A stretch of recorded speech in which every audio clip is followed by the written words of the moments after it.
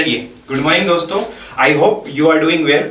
सो जैसा कि हम डिस्कस कर चुके हैं कि जो चार्ज रहते हैं वो दो टाइप्स के होते हैं, एक होता है पॉजिटिव चार्ज और एक नेगेटिव चार्ज। और हमने उससे रिलेटेड कूलम्ब्स फोर्स वाला फॉर्मूला भी देख लिया था। कूलम्ब्स लॉ वाला फॉर्मूला क्या था कि अगर दो चार्ज एक दूसरे से सेपरेटेड है डी डिस्टेंस से, तो वो क्या करेंगे, एक दूसरे के ऊपर फोर्स एक्सर्ट करेंगे। और वो फोर्स किसके इक्विवेलेंट होगा? वो फोर्स इक्विवेलेंट होगा के Q1 Q2 अपॉन में R स्क्वायर। और जो के था वो क्या निकल के आया था अपने पास में, एक कांस्टेंट। और उसकी वैल्यू कितनी थी? आई होप आपको याद होगी, 9 × 10⁹ क्लियर है? ये आपको याद रखनी चाहिए। क्लियर है? चलिए आगे हम बात करते हैं नया कॉन्सेप्ट, जैसे कि चैप्टर का नाम ही है चार्ज इन इलेक्ट्रिक फील्ड। तो आज हम इंट्रोड्यूस करने वाले हैं इलेक्ट्रिक फील्ड को। ठीक है, तो इलेक्ट्रिक फील्ड की रिक्वायरमेंट क्यों पड़ी? ये एक हाइपोथेटिकल कॉन्सेप्ट है, मगर हम इसको अंडरस्टैंड, अगर हम इसको पढ़ते हैं तो हम जो लगने वाले फोर्सेस है, दो चार्ज अगर सेपरेटेड है डी डिस्टेंस से और एक दूसरे के ऊपर अगर वो कोई फोर्स लगा रहे होते हैं, तो उस फोर्स को इजी वे में और अच्छे तरीके से अंडरस्टैंड करने के लिए हम इलेक्ट्रिक फील्ड का कॉन्सेप्ट लेके आए हैं। ठीक है, तो चलिए हम अपना टॉपिक स्टार्ट करते हैं कि how electric field works. Clear? चलिए, तो इलेक्ट्रिक फील्ड क्या होती है, आपको एक बेसिक वे में मैं समझाता हूं। सपोज कीजिए यहां पर अपनों ने क्या रख रखा है, एक प्लस Q चार्ज रख रखा है। ठीक है, ये जो चार्ज है अपना कैसा चार्ज है? एक सोर्स चार्ज है ये। ठीक है, यानी कि जो भी इलेक्ट्रिक फील्ड निकलेगी वो इस सोर्स चार्ज से निकलेगी। क्लियर है? चलिए, तो ये प्लस चार्ज रख रखा था। अब ये प्लस चार्ज को मुझे चेक करना था कि इस प्लस चार्ज के पास कितनी इलेक्ट्रिक फील्ड है। तो मैंने क्या किया, यहां से मैं गया P डिस्टेंस के ऊपर। इस P डिस्टेंस पे जाने के बाद में मैंने एक छोटा सा चार्ज लिया। ठीक, इस चार्ज के कंपैरिजन में बहुत ही ज्यादा स्मॉल चार्ज, यानी कि एक टेस्ट चार्ज मैंने लिया। तो यहां पर मैं एक टेस्ट चार्ज रखता हूं Q0। ठीक है, ये जो Q0 है इसको अपनों ने नाम दिया टेस्ट चार्ज। और जो टेस्ट चार्ज रहता है ये अपनों ने कैसा टेस्ट चार्ज लिया है? पॉजिटिव टेस्ट चार्ज लिया है। ठीक है, इस टेस्ट चार्ज की खुद की कोई फील्ड नहीं है। ठीक है, यानी कि ये खाली एक एज अ यूज करने के लिए हमने इसका यूज किया है। ठीक है, ताकि हम इसकी फील्ड को निकाल सके। चलिए, तो ये सोर्स चार्ज था। जैसे ही मैंने इस पर्टिकुलर P पॉइंट के ऊपर ये Q0 चार्ज को मैंने रखा, तो ये Q0 चार्ज अपने ऊपर एक आउटर बाहर की तरफ एक फोर्स को एक्सपीरियंस करता है। ठीक है, ये फोर्स को एक्सपीरियंस करा किसकी वजह से? इस सोर्स चार्ज की वजह से। ठीक, तो जैसा कि हमने देखा कि इस Q चार्ज की वजह से इस पर्टिकुलर P पॉइंट के ऊपर अगर अपन कोई टेस्ट चार्ज को रखते हैं और जैसे उसको छोड़ते हैं तो वो बाहर की तरफ भागने की कोशिश करता है, यानी कि उसके ऊपर एक बाहर की तरफ एक कोई फोर्स लग रहा होगा। तो यहां से हम कंक्लूजन निकालते हैं कि जो सोर्स चार्ज है प्लस Q, इसकी कुछ ना कुछ बाहर की तरफ इलेक्ट्रिक फील्ड होगी। वो फील्ड कैसी होगी? कुछ आउटवर्ड डायरेक्शन की होगी। ठीक है, यानी कि कुछ इस तरीके से इसकी फील्ड लाइन होगी। और इस फील्ड लाइन के अंदर कोई भी अगर टेस्ट पार्टिकल जाता है तो पॉजिटिव रिपेल करते हैं। तो इसकी फील्ड कैसी है? आउटवर्ड डायरेक्शन में, यानी कि यहाँ पर मैंने जैसे टेस्ट चार्ज को रखा तो बाहर की तरफ भागने लगा। तो ये जो इमेजिनरी फील्ड लाइंस होती है, इन्हीं को क्या नाम दिया गया? Electric field lines. ठीक है, to understand the concept of force in a very good manner we just introduce the electric field. ठीक है, चलिए इसको और अच्छी वे में समझते हैं। आपको एक बेसिक एग्जांपल लेके चलता हूं मैं। सपोज कीजिए यहां पर एक डॉग था। ठीक है, यहां पर एक डॉग खड़ा हुआ था। ठीक है, पर्टिकुलर डिस्टेंस पे कोई पर्सन आया। यहां पर एक पर्सन आने के बाद में क्या हुआ, वो इससे कुछ P डिस्टेंस दूर खड़ा हुआ था। इस पर्सन ने इस डॉग को दूर से ही देख लिया। देखते ही ये थोड़ा सा खतरनाक डॉग था, यानी कि काटने वाला डॉग था। तो इसको देख के ये जो पर्सन था ये बाहर की तरफ भागा। ठीक, यानी कि इस पर्टिकुलर जो डॉग था इसकी कुछ रेंज होगी, यानी कि इसकी कुछ फील्ड होगी। क्या इस पर्टिकुलर एरिया के अंदर कोई भी आएगा उसको काट सकता है। ठीक है, तो ये डॉग को देखते ही पर्सन बाहर की तरफ भागा, यानी कि इस डॉग की फील्ड की वजह से पर्सन बाहर की तरफ भागने लगा। ठीक है, तो ये चीज होती है इलेक्ट्रिक फील्ड। अब ऐसी बात करते हैं, अगर कोई लायन होता है यहाँ पर, ठीक, वही आदमी, सेम आदमी, पर्सन यहाँ पर क्या करता, यहाँ पर खड़ा होता और जैसे ही शेर को देखता वो जिस फोर्स से भागता वो बहुत ही ज्यादा फोर्स होता। ठीक है, तो यहां से हमको एक चीज पता चली है कि जितनी ज्यादा फील्ड होगी उतना फोर्स पर्टिकुलर टेस्ट चार्ज क्या करेगा? अपने ऊपर एक्सर्ट करेगा। ठीक है, तो आई होप आपको ये दो एग्जांपल्स के थ्रू समझ में आ गया होगा कि इलेक्ट्रिक फील्ड क्या होती है। ठीक है, यानी कि पर्टिकुलर कोई सोर्स चार्ज है, उसके चारों तरफ वो अपनी इलेक्ट्रिक फील्ड बनाता है अगर उस फील्ड के अंदर कोई भी टेस्ट चार्ज अपन रखते हैं तो वो टेस्ट चार्ज अगर पॉजिटिव चार्ज है तो वो बाहर की तरफ भागेगा। अगर ये जो सोर्स चार्ज अपना नेगेटिव चार्ज है तो नेगेटिव चार्ज की फील्ड लाइंस क्या रहती है, अंदर की तरफ रहती है, ठीक है। तो वो जो टेस्ट चार्ज रहेगा वो किधर जाएगा, अंदर की तरफ जाएगा, ठीक। एक फॉर एग्जांपल यहाँ पर मैंने क्या रखा, नेगेटिव चार्ज रखा, तो जैसे ही मैंने p डिस्टेंस के ऊपर एक p पॉइंट के ऊपर मैंने q नॉट चार्ज रखा, तो ये q नॉट चार्ज जैसे ही मैंने छोड़ा तो q नॉट चार्ज अंदर की तरफ भागने लगा। तो यहां से मुझे एक और चीज पता चली कि जो नेगेटिव चार्ज रहता है उसकी जो इलेक्ट्रिक फील्ड लाइंस रहती है वो अंदर की तरफ रहती है, ठीक। तो अपना जो मेन कंक्लूजन निकल के आया वो क्या निकल के आया कि फील्ड जो रहती है एक इमेजिनरी लाइंस है जो ये बताती है कि वो किस टाइप का फोर्स पर्टिकुलर टेस्ट चार्ज के ऊपर लगाना चाहती है। तो यहां से हम कंक्लूड करते हैं कि जो प्लस क्यू चार्ज है उसकी जो फील्ड लाइंस रहती है वो कैसी रहती है, आउटवर्ड रहती है, ठीक है। और जो नेगेटिव चार्ज रहता है अपना उसकी फील्ड लाइंस कैसी रहती है, इनवर्ट रहती है। क्लियर है? आई होप आपको ये समझ में आ गया होगा। इसकी कैसी रहती है, इनवर्ट साइड में रहती है, ठीक। तो ये तो एक बेसिक अंडरस्टैंडिंग थी कि इलेक्ट्रिक फील्ड होती क्या है। अब अपने को डिस्कस करना है what is the exact definition of electric field, ठीक है। तो आप इसको देख लीजिए, मैं थोड़ा सा आपको एक डेफिनेशन की फॉर्म में इसको एक्सप्लेन करता हूं। चलिए, आई होप आपने वो नोट कर लिया होगा। तो आगे हम डिस्कस करते हैं कि electric field at a point क्या होगा, ठीक है। What is the dimension of electric field, electric field की यूनिट क्या है, अब ये सारी चीजें हमको डिस्कस करना है, ठीक है। तो जैसा कि हमने देखा था कि यहां पर मैंने एक सोर्स चार्ज रखा है, ठीक है, सोर्स चार्ज रखा है और सोर्स चार्ज से कुछ डिस्टेंस एक पर्टिकुलर पॉइंट P के ऊपर मैंने यहां पर एक पॉजिटिव टेस्ट चार्ज रखा है। तो ये पॉजिटिव टेस्ट चार्ज क्या करता है, आउटर डायरेक्शन में एक फोर्स एक्सर्ट करता है, ठीक है। तो हम इसको एक प्रॉपर डेफिनेशन के वे में लिखते हैं कि electric field can be defined as the ratio of force per unit test charge, ठीक है। तो हमने ये चीज इंट्रोड्यूस कर दी कि इलेक्ट्रिक फील्ड क्या होती है, जो फोर्स लग रहा होता है वो और अपॉन वो टेस्ट चार्ज को रख देंगे अपन, तो इस पर्टिकुलर पॉइंट P के ऊपर अपने को क्या निकल के आ जाएगा, इलेक्ट्रिक फील्ड निकल के आ जाएगी, ठीक है। तो आप इसको समझ पाएंगे। अब जो सिंबल होता है इसका इलेक्ट्रिक फील्ड का सिंबल डिनोट करते हैं अपन E से, और ध्यान रखिए इसके ऊपर मैंने एक वेक्टर लगाया यानी कि it is a vector quantity, ठीक है। अब जैसा बाय डेफिनेशन अपने क्या लिखा है, force per unit test charge, ठीक है। अब ये जो इलेक्ट्रिक फील्ड निकल के आई इस पर्टिकुलर P पॉइंट के ऊपर निकल के आई है, ठीक है। तो ये इलेक्ट्रिक फील्ड की प्रॉपर डेफिनेशन हो गई, ये प्रॉपर फॉर्मूला हो गया, यानी कि electric field at a point P can be defined as the ratio of force upon में टेस्ट चार्ज। ये फोर्स कौन सा है, जो टेस्ट चार्ज अपने ऊपर एक्सर्ट कर रहा होता है, क्लियर। चलिए अब इसकी यूनिट की बात करते हैं अपन। तो फोर्स की यूनिट क्या होती है, न्यूटन, आप सभी को पता है, ठीक है। अब ये क्या है, अपना चार्ज है, यानी कि कूलम यूनिट होती है चार्ज की, जैसे कि अपन बात कर चुके। तो इलेक्ट्रिक फील्ड की जो यूनिट निकल गई वो क्या निकल गई, न्यूटन कूलम इनवर्स, ठीक है। ये चीज आपको समझ में आ गई होगी। साथ ही साथ में इसको एक और वे में डिफाइन करते हैं, ये होता है वोल्ट मीटर इनवर्स, ठीक है। यानी कि न्यूटन कूलम इनवर्स जो होता है वो इक्विवेलेंट होता है किसके, वोल्ट मीटर इनवर्स के, ठीक है। तो ये जो चीज थी क्या थी, यूनिट थी, ठीक है। अब कई बार एग्जाम में क्या होता है, डायमेंशन एनालिसिस भी पूछ लिया जाता है, ठीक है। तो डायमेंशन एनालिसिस आपने 12th में पढ़ा होगा। तो अगर इसके मैं डायमेंशन की अगर मैं बात करता हूं तो डायमेंशन MLT के फॉर्म में होते हैं, ठीक है। न्यूटन की अगर मैं बात करता हूं तो न्यूटन को क्या लिख सकते हैं अपन, MLT-2, ये इसका डायमेंशन होता है। अब C जो है, C क्या है अपने पास में, एक यूनिट है किसकी, कूलम। तो ये जो होता है ये किसके इक्विवेलेंट होता है, A और T के इक्विवेलेंट होता है, ठीक है। ये कैसे आया हम बाद में डिस्कस करेंगे।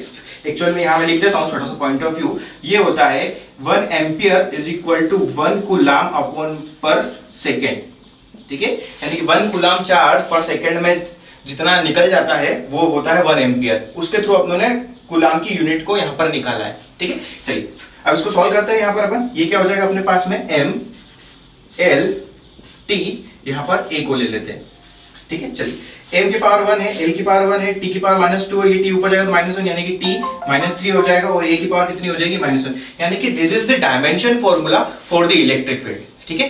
Please note down this.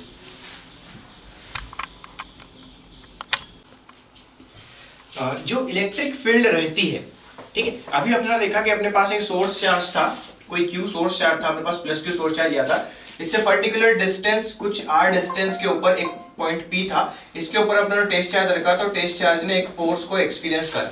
ठीक है, तो यहां से एक चीज और अपने को पता होना चाहिए, और यहां से एक चीज निकल के आती है कि जो इलेक्ट्रिक फील्ड रहती है, जो इलेक्ट्रिक फील्ड रहती है वो डिपेंडेंट रहती है इस आर के ऊपर। ठीक है, electric field is dependent on the distance from the source charge. ठीक है, यानी कि जो इलेक्ट्रिक फील्ड रहती है वो सोर्स चार्ज से जितने डिस्टेंस के ऊपर पर्टिकुलर पॉइंट के ऊपर अपने क्यू नॉट चार्ज को रखा होगा उतनी इलेक्ट्रिक फील्ड को वो एक्सपीरियंस करेगा। ठीक है, यानी कि इलेक्ट्रिक फील्ड जो होती है डिपेंडेंट होती है डिस्टेंस के ऊपर from the source charge. For example अगर मैं बात करता हूं प्लस क्यू चार्ज है, अगर इससे थोड़ी सी दूर r1 डिस्टेंस के ऊपर एक पर्टिकुलर क्यू नॉट चार्ज को रखूंगा तो ये कुछ ज्यादा फोर्स एक्सर्ट करेगा क्योंकि इसके पास में। ठीक है, थोड़ा सा अगर मैं r2 डिस्टेंस के ऊपर अगर कोई क्यू नॉट चार्ज रखूंगा तो ये कुछ डिफरेंट काइंड ऑफ फोर्स को एक्सर्ट करेगा। कुछ r3 डिस्टेंस के ऊपर अगर मैंने पॉइंट चार्ज क्यू नॉट को रखा तो ये कुछ f3 फोर्स को फील करेगा। ठीक है, यानी कि जो इलेक्ट्रिक फील्ड है इसकी एक डिफाइनाइट वैल्यू है पर्टिकुलर डिस्टेंस के ऊपर। ठीक है, यानी कि ये एक कैसा वेक्टर है, डिस्टेंस वेक्टर है। ठीक है, यानी कि इलेक्ट्रिक फील्ड को प्रॉपर वे में लिखने का तरीका क्या होता है, ई और यहाँ पर ब्रैकेट में आर, यानी कि ई जो है रेडियस के ऊपर जो रहता है डिपेंडेंट रहता है। ठीक, अब इलेक्ट्रिक फील्ड किस टाइप से अपनी हेल्प करता है फोर्स को कैलकुलेट करने के लिए, तो आइए हम इसको देखते हैं। ठीक है, आई होप आपने ये नोट कर लिया होगा। ठीक है,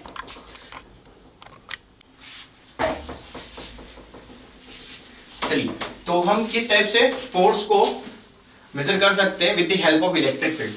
ठीक, अभी अपने एक फॉर्मूला देखा था, जो इलेक्ट्रिक फील्ड होती है एट अ पर्टिकुलर पॉइंट, अभी अपन इलेक्ट्रिक फील्ड को रिप्रेजेंट कर रहे हैं, वो क्या होता है, यहाँ पर ब्रैकेट में आर लिख देता हूं ताकि आपको अंडरस्टूड रहे कि ये जो है आर के ऊपर डिपेंडेंट है और हर पर्टिकुलर आर के लिए इसकी एक डिफाइनाइट वैल्यू होती है। ठीक है, चलिए जो आर है ये क्या होता है अपना force per unit test charge. ठीक है, तो यहां से क्या मैं एफ की वैल्यू निकाल सकता हूं, तो एफ की वैल्यू क्या निकल के आ जाएगी, ई डॉट क्यू नॉट। यानी कि अगर मुझे उस पर्टिकुलर टेस्ट चार्ज के ऊपर फोर्स को कैलकुलेट करना है तो मुझे क्या करना पड़ेगा, वो टेस्ट चार्ज किस पॉइंट के ऊपर रखा हुआ है उस पॉइंट की मैंने क्या करी, इलेक्ट्रिक फील्ड को निकाल लिया और उस इलेक्ट्रिक फील्ड का उस टेस्ट चार्ज के साथ में मैंने मल्टीप्लाई कर दिया। तो इससे मुझे क्या पता चलेगा कि उस पर्टिकुलर टेस्ट चार्ज के ऊपर कितना फोर्स एक्सर्ट हो रहा है। ठीक है, ये चीज आपको समझ में आ गई होगी, आगे बात करते हैं अपन। देखिए अब इलेक्ट्रिक फील्ड जो रहती है वो चीज आपको समझ में आ चुकी है कि पर्टिकुलर एक सोर्स, अपने पास एक सोर्स चार्ज रहता है, वो आउटर शेल में एक इलेक्ट्रिक फील्ड बनाता है, उसी को अपने इलेक्ट्रिक फील्ड नाम दे दिया है, जो ये बताता है कि उस पर्टिकुलर टेस्ट चार्ज के ऊपर कितना क्या फोर्स लग रहा है। ठीक है, चलिए अब एक देखिए यहाँ पर एक चीज अंडरस्टूड होना चाहिए अपनी, ये जो इलेक्ट्रिक फील्ड है ये आप तभी कैलकुलेट कर सकते हो जब आपका जो टेस्ट चार्ज है वो बहुत ही ज्यादा स्मॉल हो as compare to source charge. ठीक है, और जो टेस्ट चार्ज रहता है उसकी खुद की कोई इलेक्ट्रिक फील्ड नहीं होना चाहिए। अगर टेस्ट चार्ज की भी खुद की अगर इलेक्ट्रिक फील्ड होने लगी तो वो इलेक्ट्रिक फील्ड क्या करेगी, एक दूसरे को क्रॉस करते हुए निकल जाएगी। ठीक है, cross in the sense, for example अपन लेते हैं। ठीक है, जैसे कि अगर मैं बात करूं यहाँ पर मेरे पास में एक प्लस क्यू चार्ज है, ठीक, और यहाँ पर भी एक प्लस क्यू चार्ज है। ठीक है, दोनों के अमाउंट में, इक्वल अमाउंट में, इसकी भी इलेक्ट्रिक फील्ड है और इसकी भी इलेक्ट्रिक फील्ड है। तो इसकी इलेक्ट्रिक फील्ड कैसी रहेगी, आउटवर्ड इस डायरेक्शन में कुछ रहेगी। ठीक है, इसकी भी कैसी रहेगी, कुछ इस डायरेक्शन में रहेगी। ठीक है, अब आप सोच रहे होंगे कि ये दोनों एक दूसरे में मर्ज हो जाना चाहिए, मगर एक्चुअल में ऐसा नहीं होता है। ठीक है, क्या होगा यहाँ पर, ये पर्टिकुलर लाइन कुछ इस डायरेक्शन में मूव कर सकती है, ये पर्टिकुलर डायरेक्शन कुछ इस डायरेक्शन में मूव कर सकती है। ठीक है, यानी कि हमको दो चीज का ध्यान रखना है हमेशा कि जो इलेक्ट्रिक फील्ड लाइंस होती है ये एक दूसरे को क्रॉस कभी नहीं करती है। ठीक है, यहां से अगर इलेक्ट्रिक फील्ड लाइन निकल रही होगी, यहां से भी अगर निकल रही होगी तो ये इस टाइप से मुड़ जाएगी, एक दूसरे को कभी भी क्रॉस नहीं करती है। ठीक है, यहां पर एक और चीज पॉइंट हमको ध्यान में रखना चाहिए कि जो इलेक्ट्रिक फील्ड लाइंस होती है वो ओरिजिनेटेड कहां से होती है, पॉजिटिव चार्ज से। ठीक है, यहां पर मैंने एक पॉजिटिव चार्ज लिया और यहां पर मैंने एक नेगेटिव चार्ज लिया। ठीक, तो अभी अपने को पता है कि जो पॉजिटिव चार्ज रहता है उसकी फील्ड कैसी रहती है, आउटवर्ड रहती है, यानी कि कुछ इस डायरेक्शन में रहती है। ठीक है, और जो नेगेटिव चार्ज रहता है उसकी कैसी रहती है, इनवर्ट डायरेक्शन में रहती है। इतनी चीज क्लियर है। ठीक है, तो यहां पर अपन इसको बोल सकते हैं कि ये जो फील्ड लाइंस होती है ओरिजिनेट होती है कहां से, पॉजिटिव चार्ज से। ठीक है, और एंड अप कहां पर होती है, नेगेटिव चार्ज में। ठीक है, तो ये जो रहेगा कुछ इस टाइप से इसका डायग्राम बनेगा अपना कि किस टाइप से ओरिजिनेट हुआ और कहां जाके ये एंड अप हो रही है। क्लियर है, आई होप आपको ये एग्जांपल के थ्रू समझ में आ गया होगा कि इलेक्ट्रिक फील्ड लाइंस क्या रहती है। ठीक है, अगर मैं बात करता हूं कि इलेक्ट्रिक फील्ड लाइंस कहां पर खत्म होती है, ठीक, तो अगर आपके पास दो चार्ज है तो प्लस चार्ज से इलेक्ट्रिक फील्ड लाइन निकलेगी और माइनस चार्ज में जाके वो मर्ज अप हो जाएगी। मगर अगर यहां पर माइनस चार्ज नहीं हो तो खाली यहां पर क्या हो, प्लस का क्यू हो तो क्या फील्ड लाइंस रहेगी या खत्म हो जाएगी? एक्चुअल में फील्ड लाइंस क्या रहेगी, यहां पर रहेगी और इनकी जो डिस्टेंस रहेगी वो क्या रहेगी, इनफाइनाइट। यानी कि अपन ऐसा अज्यूम करके चलते हैं कि अगर टेस्ट चार्जेस की जो फील्ड लाइंस है वो कहां जाके मिल रही है अपने को नहीं पता, तो अपन क्या अज्यूम कर रहे थे कि वो कहीं इनफाइनाइट पे जाके खत्म हो रही होगी, यानी कि इनफाइनाइट पे कहीं ना कहीं कोई नेगेटिव चार्ज रखा होगा। ये खाली अपना अजम्पशन है, क्योंकि इनफाइनाइट पे क्या है अपनों ने अभी तक नहीं देखा। तो ये जो फील्ड लाइंस होती है कहां तक जाएगी, इनफाइनाइट तक। ये वाली भी कहां तक जाएगी, इनफाइनाइट तक। ये वाली भी कहां जाएगी, इनफाइनाइट तक। ये वाली भी कहां जाएगी, इनफाइनाइट तक।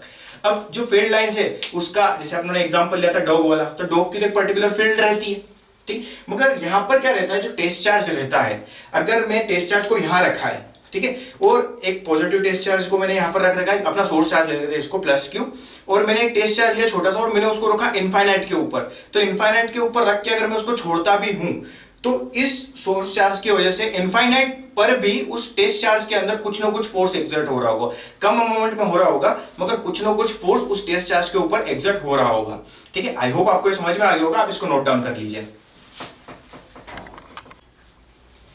इलेक्ट्रिक फील्ड लाइंस को और अच्छी तरीके से अंडरस्टूड में लाने के लिए या फिर अंडरस्टैंड करने के लिए हम उसकी थोड़ी सी प्रॉपर्टीज को डिस्कशन कर लेते हैं, ताकि आपको पूरी तरीके से क्लियर हो जाए। चलिए देखिए, properties of electric field lines क्या कहती है। पहला पॉइंट है, ये ओरिजिनेट होती है पॉजिटिव चार्ज से और नेगेटिव चार्ज के ऊपर टर्मिनेट होती है, जैसा कि हम डिस्कस कर चुके हैं। सेकंड पॉइंट क्या बोलता है अपने को कि do not form a close loop, यानी कि क्लोज लूप नहीं बनाता। क्लियर है, ठीक है। बिगर चार्ज बिगर फील्ड, ठीक है, यानी कि जितना बड़ा चार्ज होगा उतनी ही ज्यादा उसकी इंटेंसिटी होगी। आपने एग्जांपल लिया था एक डॉग का, यानी कि डॉग एक अपने आप में छोटे पावर रखता है, तो उसके जैसे जो भागा था आदमी वो थोड़ा धीरे भागा था, मगर जैसे लायन आया वहां पे तो lion you know more dangerous than dog, तो वो ज्यादा फोर्स से भागा, यानी कि ज्यादा तेजी से भागा। तो bigger the charge bigger the field, ठीक है। फॉर एग्जांपल यहाँ पर मैंने प्लस का 2q चार्ज लिया है, इसकी मैंने टोटल फील्ड लाइंस कितनी लिए, 8 लाइंस लिए, ठीक है। ये इमेजिनरी लाइंस लिए मैंने, 8 लाइंस मैंने कंसीडर करी है। 2q चार्ज के लिए 8 लाइंस इलेक्ट्रिक फील्ड है अपने पास में। तो जो अगर यहाँ पर प्लस q चार्ज रहेगा तो उसकी फील्ड कितनी हो जाएगी, इसकी हाफ, यानी कि इलेक्ट्रिक फील्ड लाइंस कितनी हो जाएगी 4, यानी कि इसके अंदर मैं टेस्ट चार्ज को रखूंगा तो वो थोड़ा सा कम फोर्स को एक्सपीरियंस करेगा, और इसकी इलेक्ट्रिक फील्ड के अंदर मैं किसी पर्टिकुलर पॉइंट के ऊपर टेस्ट चार्ज रखूंगा तो वो ज्यादा फोर्स अपने ऊपर एक्सर्ट करेगा, ठीक है। नेक्स्ट पॉइंट है, electric field lines never intersect each other, ठीक है, यानी कि इलेक्ट्रिक फील्ड लाइंस एक दूसरे को कभी क्रॉस नहीं करेगी। अगर ये क्रॉस करती है तो वहां पर अपन पर्टिकुलर फोर्स को प्रॉपर वे में डिफाइन नहीं कर पाएंगे, ठीक है। चलिए नेक्स्ट पॉइंट है, इलेक्ट्रिक फील्ड लाइंस और परपेंडिकुलर टू द कंडक्टर। जो इलेक्ट्रिक फील्ड लाइंस रहती है वो कैसी रहती है, परपेंडिकुलर रहती है कंडक्टर के, ठीक है। कंडक्टर यानी कि जिसके पास इजीली चार्ज फ्लो हो सके वो कंडक्टर रहता है। चार्ज अगर फ्लो हो पा रहा है यानी चार्ज के पास में क्या होगी, उसकी पर्टिकुलर फील्ड लाइंस होगी, और कंडक्टर के अंदर अगर चार्ज है तो फील्ड लाइंस कैसी रहेगी, उसके परपेंडिकुलर रहेगी, ठीक है। आई होप आपको डायग्राम दिख रहा होगा। चलिए मैं थोड़ा सा ऊपर बना देता हूं इसको। चलिए, तो परपेंडिकुलर होती है कुछ इस टाइप से, ये फील्ड लाइंस जो रहती है परपेंडिकुलर रहती है, ठीक है। चलिए आप इसको नोट डाउन कर लीजिए। इलेक्ट्रिक फील्ड को फन में समझने के लिए मैं आपके लिए क्वेश्चन लेके आया हूं। ये एक बहुत ही ज्यादा इंटरेस्टिंग क्वेश्चन है। क्वेश्चन क्या कहता है, अपने पास में एक वाटर ड्रॉपलेट है, ठीक है। यहाँ पर एक वाटर ड्रॉपलेट है मेरे पास में, ठीक। इस वाटर ड्रॉपलेट का कुछ मास होगा और मैंने क्या करा, इस वाटर ड्रॉपलेट को चार्ज कर दिया, ठीक है, ताकि इसके पास कुछ चार्ज एग्जिस्टेंस में आ जाए। अब इस वाटर ड्रॉपलेट को मुझे क्या करना है, हवा में बैलेंस करना है, ठीक है। इस वाटर ड्रॉपलेट को बैलेंस करने के लिए मैं इस वाटर ड्रॉपलेट के नीचे एक प्लेट लगा के उस प्लेट के अंदर कितनी इलेक्ट्रिक फील्ड प्रोड्यूस करूं कि जो वाटर ड्रॉपलेट है यहाँ पर बैलेंस हो जाए, ठीक है। तो बहुत ही ज्यादा इंटरेस्टिंग क्वेश्चन है। चलिए आप इसको देख लेते हैं। तो क्या दे रखा है कि जो वाटर ड्रॉपलेट है उसका मास दे रखा है अपने को कितना, 10⁻³ kg, ठीक है। और उसको मैंने चार्ज कितना दिया, 1.6 × 10⁻⁻19 कूलम। अब मैं क्या चाहता हूँ, जो वाटर ड्रॉपलेट है अगर मैं यहाँ छोड़ू तो वो वहीं के वहीं रुकी रह जाए, यानी कि स्टेबल कंडीशन में आ जाए। तो मुझे नीचे इलेक्ट्रिक फील्ड देनी पड़ेगी। इलेक्ट्रिक फील्ड क्या करती है कि फोर्स देती है चार्ज को, तो वो चार्ज क्या करता है, ऊपर भागने की कोशिश करता है। तो अपन इस टाइप से उसको बैलेंस वे में रखेंगे ताकि वो उसी जगह टिका हुआ रह जाए। क्लियर है। चलिए, तो यहाँ क्वेश्चन ऐसा बोलता है कि how much electric field we have to introduce to balance the droplet. Clear. चलिए, अभी अपने को पता है कि फाइंड आउट तो इलेक्ट्रिक फील्ड ही करनी है। इलेक्ट्रिक फील्ड फाइंड आउट करने का जो फॉर्मूला रहता है अभी अपन देख चुके हैं, E = क्या होता है, फोर्स पर यूनिट चार्ज, ठीक है। ये फॉर्मूला होता है अपना। इतना क्लियर है? चलिए अब जो वाटर ड्रॉपलेट है उसको मैं यहाँ पर बनाता है, इसका एक फ्री बॉडी डायग्राम बना लेते हैं। अब जो वाटर ड्रॉपलेट है इसका कुछ मास है तो इसका कुछ वेट भी होगा, तो नीचे की तरफ ग्रेविटी की वजह से नीचे की तरफ एक फोर्स एक्सर्ट कर रहा होगा। क्या फोर्स एक्सर्ट कर रहा होगा? mg। इतनी चीज क्लियर है आपको? चलिए नीचे अगर मैं कोई इलेक्ट्रिक फील्ड लगाता हूँ, क्या लगाया मैंने यहाँ पर? कोई एक इलेक्ट्रिक फील्ड लगाया, और देखिए मैंने चार्ज के साथ दिया, इसको पॉजिटिव चार्ज से दिया है, ठीक है। तो इलेक्ट्रिक फील्ड देने की वजह से इसके ऊपर एक फोर्स ऊपर की तरफ लगेगा, क्योंकि इसके पास पॉजिटिव चार्ज और फील्ड ऐसी जा रही है, ठीक है, यानी कि ऊपर की तरफ क्या लगेगा? फोर्स लगेगा। अब मैं क्या चाहता हूं कि ये वाटर ड्रॉपलेट वहीं बैलेंस रहे, तो ये बैलेंस कब रह सकती है? जब ये जो लगने वाला फोर्स है ये किसके इक्विवेलेंट हो जाए? mg के इक्विवेलेंट हो जाए, तो ये कंडीशन होती है किसकी? बैलेंस्ड कंडीशन, ठीक है, ये होती है अपनी बैलेंस्ड कंडीशन। तो क्वेश्चन में अपने को यही पूछा है कि वाटर ड्रॉपलेट को अपन बैलेंस कैसे कर सकते हैं, तो इस फॉर्मूले के थ्रू अपन निकाल सकते हैं। चलिए अब यहां से मुझे क्या निकालना है? E की वैल्यू निकालनी है, तो E is equal to F की जगह में क्या लिख सकता हूं? mg। यहां मैंने लिखा mg अपॉन में Q। Q क्या है? जो चार्ज है अपने ने उसको दे रखा है, ठीक है, वाटर ड्रॉपलेट को। चलो यहां पर मैं फॉर्मूले के अंदर पुट करता हूं। मास दे रखा कितना? 10 टू द पावर माइनस का 3। G की वैल्यू कितनी होती है? 9.81, ठीक है, और Q कितना दे रखा है अपने को? 1.6 into 10 to the power minus का 19 कूलम। जब इसको मैं फर्दर सॉल्व करता हूं तो मेरे पास में वैल्यू निकल के आती है 6.125 into 10 to the power, just a second, 10 to the power 16 newton coulomb inverse. यानी कि वाटर ड्रॉपलेट को मुझे स्टेबल कंडीशन में रखने के लिए इस अमाउंट का इलेक्ट्रिक फील्ड नीचे से देना पड़ेगा, जिससे कि वो उस पर्टिकुलर पॉइंट के ऊपर बैलेंस हो जाए, ठीक है। तो आई होप को ये वाला क्वेश्चन बहुत ही ज्यादा पसंद आया होगा और आपको इलेक्ट्रिक फील्ड पूरी तरीके से समझ में आ गई होगी, ठीक है। अब हम इलेक्ट्रिक फील्ड को और अच्छे वे में समझेंगे, तो आप इसको नोट डाउन कर लीजिए। चलिए दोस्तों, अब इलेक्ट्रिक फील्ड लाइंस तो अपन समझ चुके हैं। अब इलेक्ट्रिक फील्ड लाइंस को कुछ वैल्यू के अंदर अपन डिफाइन करना पड़ेगा, तो उसको अच्छे समझने के लिए तो चलिए हम देखते हैं electric field line due to a point charge, ठीक है। तो यहाँ पर अपने को क्या देखना है? यहाँ पर अपने पास में कोई पॉइंट चार्ज है Q, ये कुछ भी हो सकता है, पॉजिटिव नेगेटिव, ठीक। अब मैंने क्या करा है, जो पॉजिटिव चार्ज था इसकी कुछ इलेक्ट्रिक फील्ड होगी, ठीक है। अब इससे पर्टिकुलर एक डिस्टेंस ले लेते हैं अपन, कौन सी डिस्टेंस ले लेते हैं, इसको बोलते हैं अपन r डिस्टेंस के ऊपर एक पर्टिकुलर पॉइंट है P, ठीक है। अब इस P को इसकी मुझे इलेक्ट्रिक फील्ड निकालनी है, तो इलेक्ट्रिक फील्ड के लिए मुझे क्या चाहिए? एक टेस्ट चार्ज चाहिए। तो एक छोटा सा टेस्ट चार्ज मैं लेता हूं और उस टेस्ट चार्ज को इस P पॉइंट के ऊपर रख देता हूं। ये Q0 टेस्ट चार्ज है, ठीक है, इसकी खुद की कोई फील्ड नहीं होगी, इतनी समझ में आ गई। अब इस टेस्ट चार्ज को जैसे मैंने यहां रखा तो ये बाहर की तरफ क्या करेगा? फोर्स को एक्सर्ट करेगा अपने ऊपर। क्यों? क्योंकि ये पॉजिटिव है और ये भी पॉजिटिव है, बाहर की तरफ भी फोर्स एक्सर्ट करेगा, तो बाहर की तरफ ये फोर्स एक्सर्ट करेगा कुछ इस डायरेक्शन के अंदर, ठीक है। चलिए, तो ये फोर्स एक्सर्ट अगर कर रहा है तो यहां पर अपन कूलॉम्स लॉ लगा सकते हैं। तो बाय कूलॉम्स लॉ क्या बोलता है कि जो लगने वाला जो फोर्स है, ठीक है, ये किसके इक्विवेलेंट रहेगा? K, यानी कि कांस्टेंट K, और यहाँ पर क्या आ जाएगा? Q1 Q2। तो यहाँ पर दो चार्ज है, एक है अपने पास में क्या? Q, और एक चार्ज क्या अपने पास में? Q0, और दोनों के डिस्टेंस का स्क्वायर अपॉन में। ये कौन बोल के गया था? कूलॉम बोल के गया था, तो ये अपने फॉर्मूला लिख लिया, ठीक है। अब अपना जो फॉर्मूला रहता है काय का? इलेक्ट्रिक फील्ड का जो फॉर्मूला रहता है वो अपने को क्या बताता है? E इज इक्वल टू क्या होता है? Force per unit test charge, ठीक है, यही फॉर्मूला होता है इलेक्ट्रिक फील्ड का। अब कूलॉम्स लॉ ने फोर्स की वैल्यू तो अपने को दे दी है, इस फोर्स की वैल्यू को मैं यहाँ इस जगह अगर पुट करता हूं तो मेरे पास में जो निकल के आता है वो क्या निकल के आता है? E is equal to K Q0 upon में R स्क्वायर अपॉन में Q0, क्लियर है? चलिए, अब ये Q0 से Q0 को कैंसिल कर देते हैं, तो यहाँ पर जो E निकल के आता है, E क्या निकल के आता है मेरे पास में?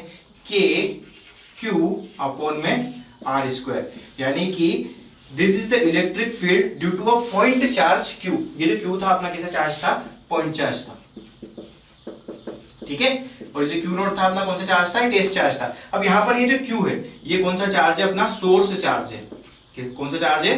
सोर्स चार्ज, ठीक है। यानी कि किसी डिस्टेंस के ऊपर अपने को फील्ड निकालनी होगी कि इस पर्टिकुलर Q की वजह से R डिस्टेंस पे, X डिस्टेंस पे, Y डिस्टेंस पे कितनी इलेक्ट्रिक फील्ड है। तो ये फॉर्मूला का यूज करके अपन क्या कर सकते हैं? उसकी इलेक्ट्रिक फील्ड निकाल सकते हैं। K की वैल्यू अपने को पता रहती है, Q अपने को पता रहेगा, और R अपने को दिया रहेगा कि कितने डिस्टेंस के ऊपर फील्ड पूछना चाह रहा है। तो ये फॉर्मूला यूज होता है किसी भी पॉइंट चार्ज की वजह से इलेक्ट्रिक फील्ड निकालने के लिए, ठीक है। तब इसको नोट डाउन कर लीजिए।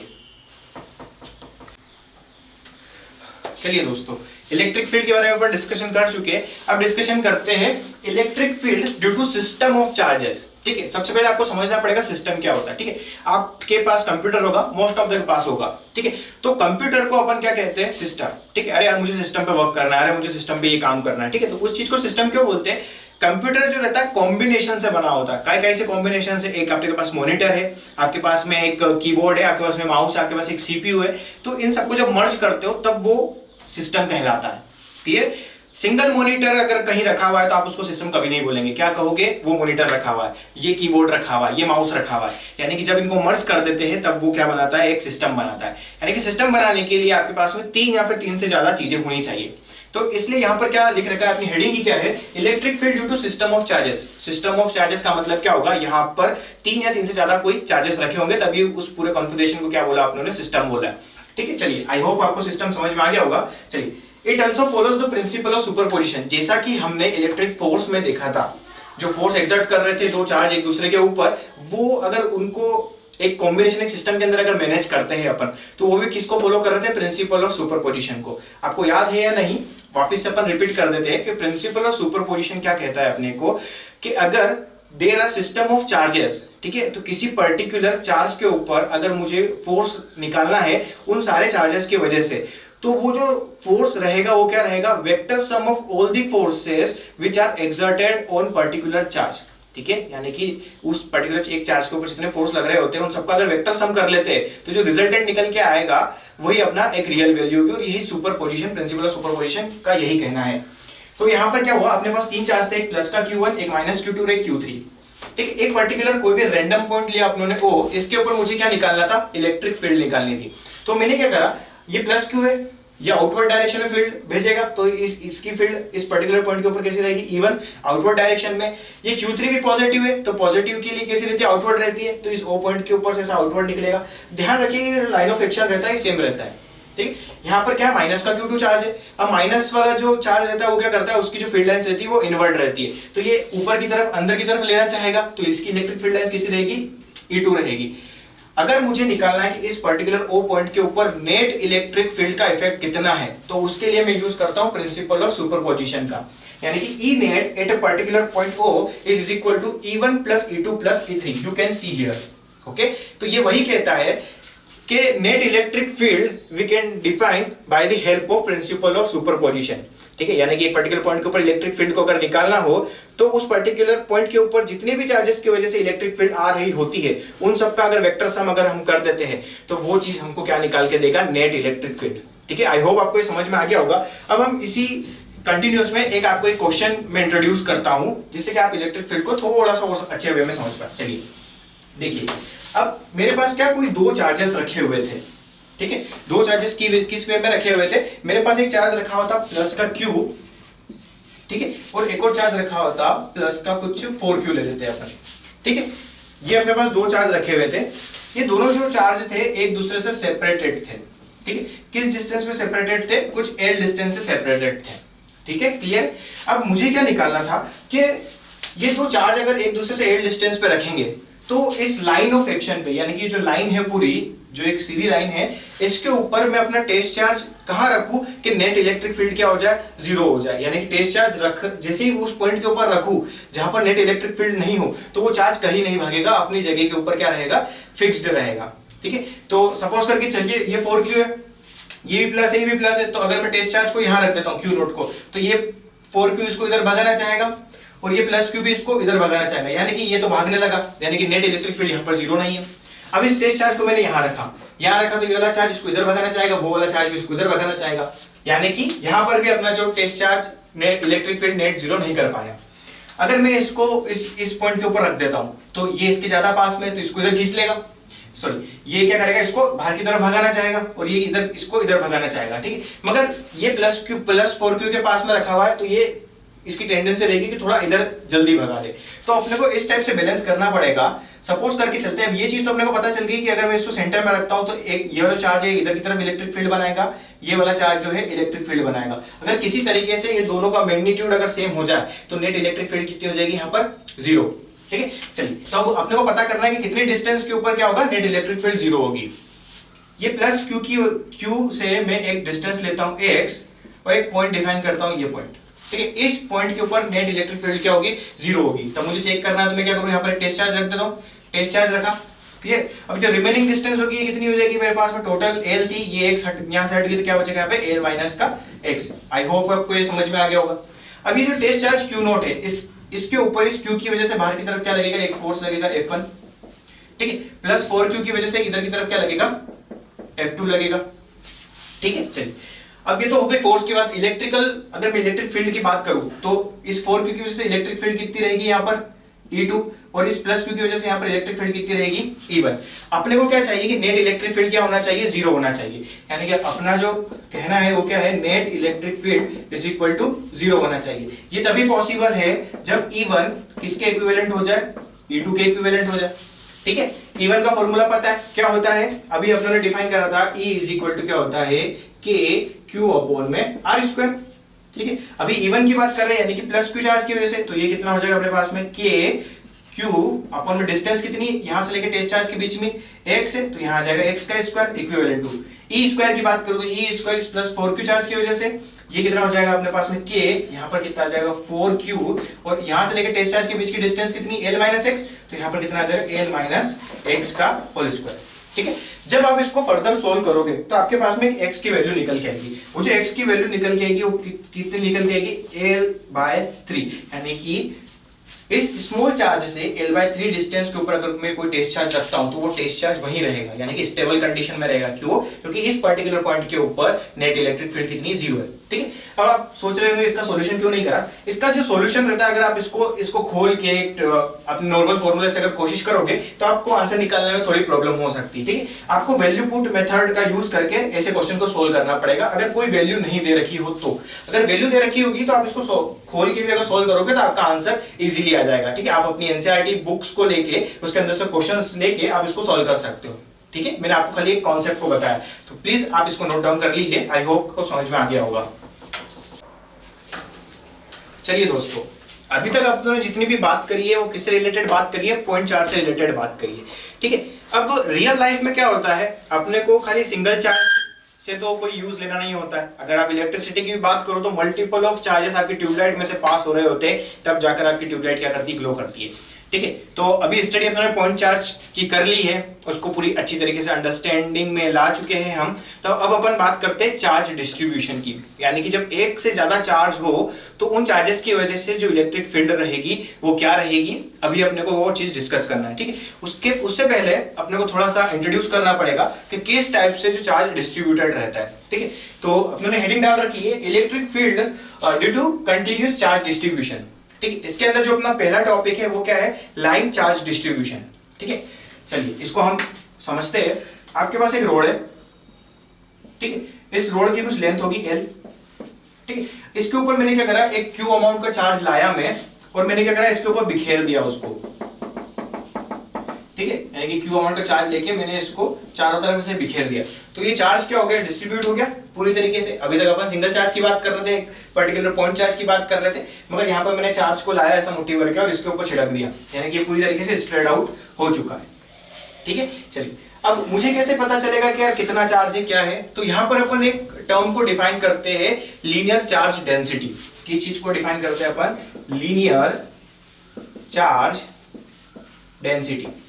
देखिए लीनियर चार्ज डेंसिटी क्या होती है, इसको जो सिंबल रहता है वो लेम्बडा से अपन इसको रिप्रेजेंट करते हैं। ये क्या होता है, ये होता है टोटल चार्ज अपॉन में टोटल लेंथ, यानी कि पर्टिकुलर लेंथ के ऊपर कितना चार्ज है। तो यहां अपन क्या लिख सकते हैं, lambda is equal to charge per length, ठीक है। अब इसको पढ़ते कैसे, इसको पढ़ते अपन कैसे, चार्ज पर यूनिट लेंथ, ठीक है। यानी कि चार्ज को अगर मैं लेंथ से डिवाइड कर देता हूं तो क्या निकल के आता है, चार्ज पर यूनिट लेंथ। इसका मतलब ये होता है, ये कुछ L लेंथ होगी इसकी, यानी कि इसके पर यूनिट लेंथ में कितना चार्ज है, तो क्या बोलेंगे अपन, लेम्डा चार्ज है। इतनी चीज आपको समझ में आ गई। चलिए अब हम इसका कैलकुलेशन करके देखते हैं। ये चीज आपको समझ में आ गई, इसी को अपने क्या नाम दे रखा है, लीनियर चार्ज डिस्ट्रीब्यूशन, ठीक है। ऐसे ही क्या होता है, ये तो लाइन के ऊपर रखा है, जैसे लीनियर चार्ज डिस्ट्रीब्यूशन। अगर एक पर्टिकुलर एरिया की अगर बात करूं, सपोज करके चलते हैं ये पर्टिकुलर एक एरिया है, ठीक है। इस एरिया के ऊपर मैंने क्या करा, चार्ज लाके ऐसे छिड़क दिया, चार्ज लाके छिड़क दिया, तो यहाँ पर जो डेंसिटी रहेगी वो क्या रहेगी आपकी चार्ज पर यूनिट एरिया। ठीक है, वो जो रहेगा आपका कौन सा रहेगा, एरिया चार्ज डेंसिटी रहेगी। ठीक है, ये जो रहेगा क्या रहेगा, एरिया चार्ज डेंसिटी। ठीक है, इसका मतलब क्या हो जाएगा, charge per unit area. Clear है। चलिए ऐसी क्या होता है, एक और होता है अपने पास में वॉल्यूम चार्ज डेंसिटी। ठीक है, ये क्या बोलता है अपने को, आप सपोज कीजिए आपके पास एक बॉल है, ठीक है, ये अपन बॉल बना लेते हैं। ठीक है, ये पूरी तरीके से पैक है। ठीक है, आपको इसे दिखा रखा है, इसके अंदर मैंने क्या करा, प्लस चार्ज, ऐसे मतलब चार्ज भर दिया, प्लस या माइनस कोई सा भी रख सकते हो आप, ये मैंने फिलअप कर दिया। तो अब मुझे कैसे पता चलेगा कि मुझे कैलकुलेशन करना है उससे, तो क्या करेंगे यहाँ पर भी एक टर्म डिफाइन करते हैं अपन, क्या, वॉल्यूम चार्ज डेंसिटी। ये जो रहता है क्या रहता है, चार्ज पर यूनिट वॉल्यूम। ठीक है, तो अभी हम लोगों ने तीन चीज देखी, एक क्या देखा, लीनियर चार्ज डिस्ट्रीब्यूशन, दूसरा क्या देखा आप लोगों ने, एरिया चार्ज डेंसिटी, और ये तीसरा क्या देखा आप लोगों ने, वॉल्यूम चार्ज डेंसिटी। ठीक है, अभी अपन जो बात करेंगे किसकी करेंगे, लाइन चार्ज डिस्ट्रीब्यूशन की।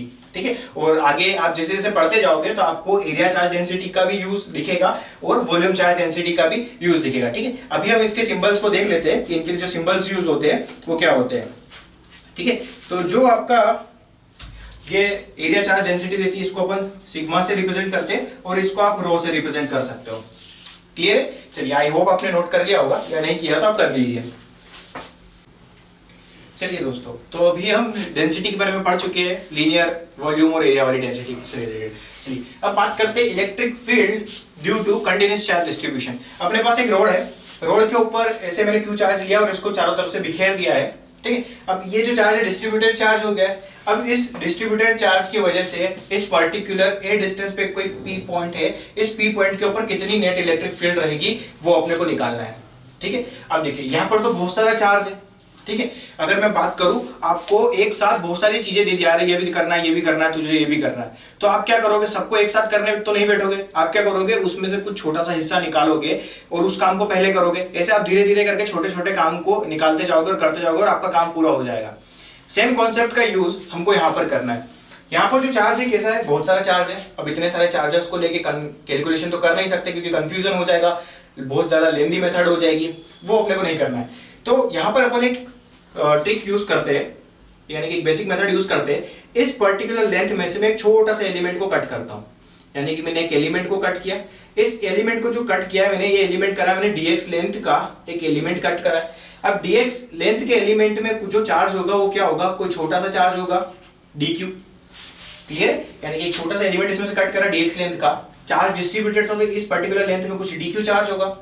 अभी अपने को जो कैलकुलेशन करना है इस पर्टिकुलर p पॉइंट के ऊपर कितनी इलेक्ट्रिक फील्ड रहेगी, तो खाली अभी इतने छोटे से पोर्शन में जो चार्ज है उसकी वजह से जितनी इलेक्ट्रिक फील्ड रहेगी खाली अपन उसका कैलकुलेशन करेंगे। बाकी ओवरऑल एक मैजिक ट्रिक रहती है, अभी डिस्कस करेंगे वो, उससे अपने को टोटल नेट इलेक्ट्रिक फील्ड निकल के आ जाएगी पूरी रोड की वजह से। क्लियर। अभी जो dx एलिमेंट अपने कट करा है, ठीक है, इसकी जो डिस्टेंस है इस पर्टिकुलर p पॉइंट से वो कितनी है, अपन यहां से लेके यहां तक मेजर कर लेते हैं इसको। ये कुछ डिस्टेंस होगी अपने पास में कितनी, x। कितनी डिस्टेंस है इस एलिमेंट की, इस p पॉइंट से x डिस्टेंस है। इस रोड के इस कॉर्नर से लेके इस कॉर्नर तक की डिस्टेंस a है, और ये जो रोड अपनी कौन सी लेंथ की है, l लेंथ की रोड है। आपको ये चीज समझ में आ गई होगी। चलिए अब यहाँ पर इस p पॉइंट के ऊपर एक छोटे से dq चार्ज की वजह से जो इलेक्ट्रिक फील्ड होगी वो छोटी सी होगी, यानी कि d लिख सकते हैं। ठीक है, d किसको रिप्रेजेंट करता है, छोटे से अमाउंट को, ये आप 11th में पढ़ चुके होंगे। क्लियर। अब यहाँ पर एक अपने पास में क्या है, लाइन है, लाइन के ऊपर चार्ज डिस्ट्रीब्यूशन कर रखा है अपनों ने। तो अभी अपनों ने एक टर्म को इंट्रोड्यूस करा था, क्या, लीनियर चार्ज डेंसिटी को। सिंबल क्या था उसका, लेमड़ा। तो लेमड़ा इज इक्वल टू क्या होता है, चार्ज पर यूनिट लेंथ। ठीक है, यानी कि पर यूनिट लेंथ में क्या है, कितना चार्ज है वो अपने को लेमड़ा बनाता है, यानी कि चार्ज पर यूनिट लेंथ। इतनी चीज क्लियर है। चलिए आगे बात करते हैं। देखिए अब इलेक्ट्रिक फील्ड कैसे पता चलेगा, वही छोटा सा एक पॉइंट क्यू नोट चार्ज लेके आओ, इस p पॉइंट के ऊपर रखो। ठीक है, कि जिधर भागेगा उसके हिसाब से आप उसकी इलेक्ट्रिक फील्ड निकाल सकते हो, क्योंकि फॉर्मूला क्या होता है इसका, फोर्स अपॉन में टेस्ट चार्ज। ठीक है, चलिए आगे डिस्कशन करते हैं। तो ये चीज अपने डिफाइन कर दी, टोटल लेंथ l थी, उसके अंदर से अपने dx एलिमेंट काटा। इस dx एलिमेंट के पास में कुछ dq अमाउंट का चार्ज होगा, ये इस पर्टिकुलर पॉइंट से कुछ x डिस्टेंस पे है, और इस dq चार्ज की वजह से कोई इलेक्ट्रिक फील्ड जनरेट हो रही होगी, dE जनरेट हो रही होगी। ठीक है, अब जो dE जो रहता है अपना, उसका फॉर्मूला क्या रहता है, dE का जो फॉर्मूला रहता है वो क्या रहता है अपने पास में, अगर मैं यहाँ बात करूँ तो कुछ छोटा सा फोर्स जनरेट हो रहा होगा, और यहाँ पर अपन को एक टेस्ट चार्ज रखा होगा, इसको इस वे में अपन अंडरस्टैंडिंग में ला सकते हैं। ठीक है, चलिए यहाँ दिख रहा है आपको, चलिए मैं यहाँ पर ब्लॉक बना देता हूँ।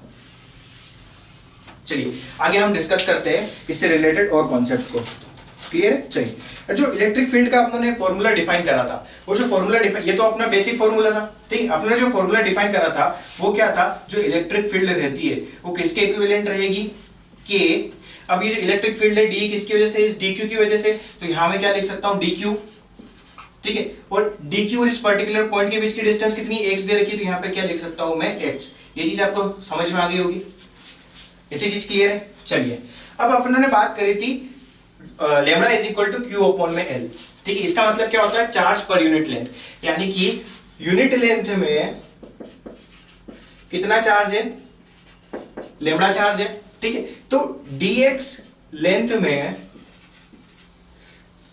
ठीक है, dx लेंथ में जो चार्ज रहेगा अपना वो कितना रहेगा, यूनिट लेंथ में इतना, तो dx लेंथ में कितना हो जाएगा, लेमडा डॉट dx। ये चीज आपको समझ में आ गई, ठीक है। अब जो dx लेंथ में अपने को पता है चार्ज कितना है, dq है, तो क्या मैं यहां पर लिख सकता हूं जो मेरा dq रहेगा वो किसके इक्विवेलेंट रहेगा, लेमडा डॉट dx के इक्विवेलेंट रहेगा। ये चीज आपको समझ में आ गई, ठीक है। यानी कि मैं इस dq की जगह क्या लिख सकता हूं, लेमडा इनटू dx लिख सकते हैं। तो चलिए यहां लिख देते हैं, यहां पे मैंने लिखा de is equal to k, dq की वैल्यू को यहां पुट कर दे, क्या आ जाएगा मेरे पास में, लेमडा डॉट dx अपॉन में x, ठीक। अब ये जो चीज निकल के आई है d, ये क्या है, small amount of electric field due to small charge dq।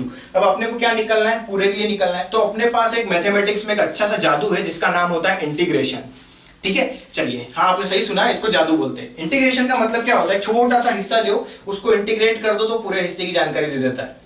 Clear? चलिए, तो यहां अपन क्या करते हैं, इंटीग्रेशन का साइन लगाते हैं, ये इंटीग्रेशन का सिंबल होता है, ठीक है। अब इंटीग्रेशन का सिंबल तो अपनों लगा दिया, यानी कि इंटीग्रेशन का मतलब क्या होता है, इंटीग्रेट करना, यानी कि उनको जोड़ना।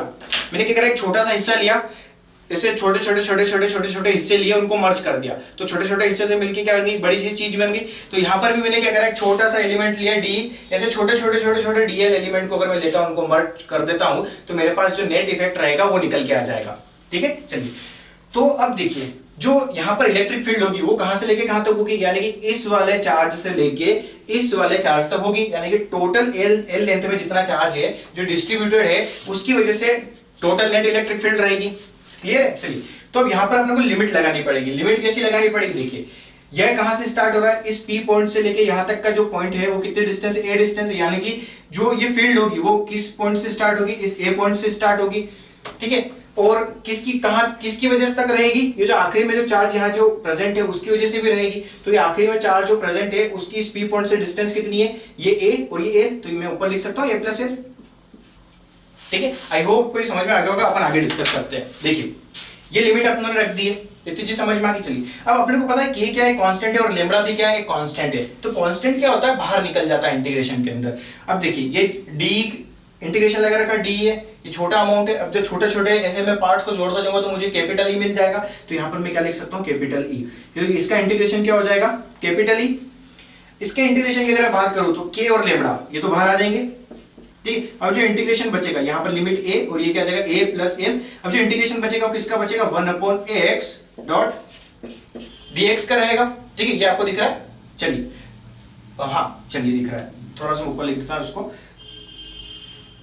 इतनी चीज क्लियर है, ये आपको समझ में आ गया। अब यहां पर ले लेते हैं थोड़ा सा पोर्शन, चलिए ये हो गया। अब इलेक्ट्रिक फील्ड ये इधर आ जाएगा, electric field is equal to क्या हो जाएगा अपने पास में, के लेमडा, लिमिट दे देते अपन ए प्लस एल, और ये एक 1/x से तो मैं ऊपर ले जा सकता हूं, ये क्या हो जाएगा, x इनवर्स डॉट dx, ठीक है। ये चीज आपको समझ में आ गई। चलिए, आप इसको इतना नोट डाउन कर लीजिए, फिर हम इसको आगे सॉल्व करते हैं, ठीक है। मैं थोड़ा सा हट जाता हूं। चलिए दोस्तों, तो आपने वो नोट कर लिया होगा, थोड़ा सा उसके अंदर करेक्शन कर लीजिएगा। एक्चुअल में जो आपने लिखा था k dq by x, वो एक्चुअल में x स्क्वायर रहेगा। अपना फॉर्मूला क्या था, E इज इक्वल टू के क्यू अपन आर स्क्वायर, ठीक है। तो ऐसी छोटी मिस्टेक्स हो जाती है, तो आप ध्यान रखिएगा, ठीक है। तो आप एक्स स्क्वायर कर लीजिएगा, ठीक है। यहाँ पर भी क्या रहेगा, अगर ये एक्स स्क्वायर ऊपर जाएगा तो क्या हो जाएगा, x की पावर -2, ठीक है। आप इसको नोट कर लीजिए, फिर हम फर्दर सोल्व करते हैं। चलिए दोस्तों, तो अब हम इसका इंटीग्रेशन करते हैं। तो इंटीग्रेशन क्या हो जाएगा, देखिए x की पावर -2 है, तो यहाँ पर e, यहाँ पर क्या जाएगा, के लेमडा बाहर रहेगा अपना, ठीक है। अब x की पावर -2 का जो इंटीग्रेशन होता है वो क्या हो जाएगा, यहाँ पर जिसका इंटीग्रेशन होगा क्या होगा, ऊपर जो रहेगी एक पावर इंटीग्रेट का मतलब बढ़ाना, यानी कि पावर क्या हो जाएगी, बढ़ जाएगी, यानी कि माइनस का 2 प्लस 1। अब देखिए इस x की जो पावर है ये बढ़ चुकी है, तो इसके ऊपर वजन आ गया, तो ये क्या करता है, पावर को वापस से नीचे गिरा देता है, यानी कि माइनस का 2 प्लस का 1। ठीक है, और लिमिट कहां से कहां था कि a to a plus l। देखिए k लेमड़ा, ठीक है, ये x की पावर कितनी हो जाएगी, माइनस का 1, और यहाँ पर भी क्या रहेगा, माइनस का 1। ये चीज आपको समझ में आ गई, तो इसको ये कुछ इस टाइप का दिखेगा।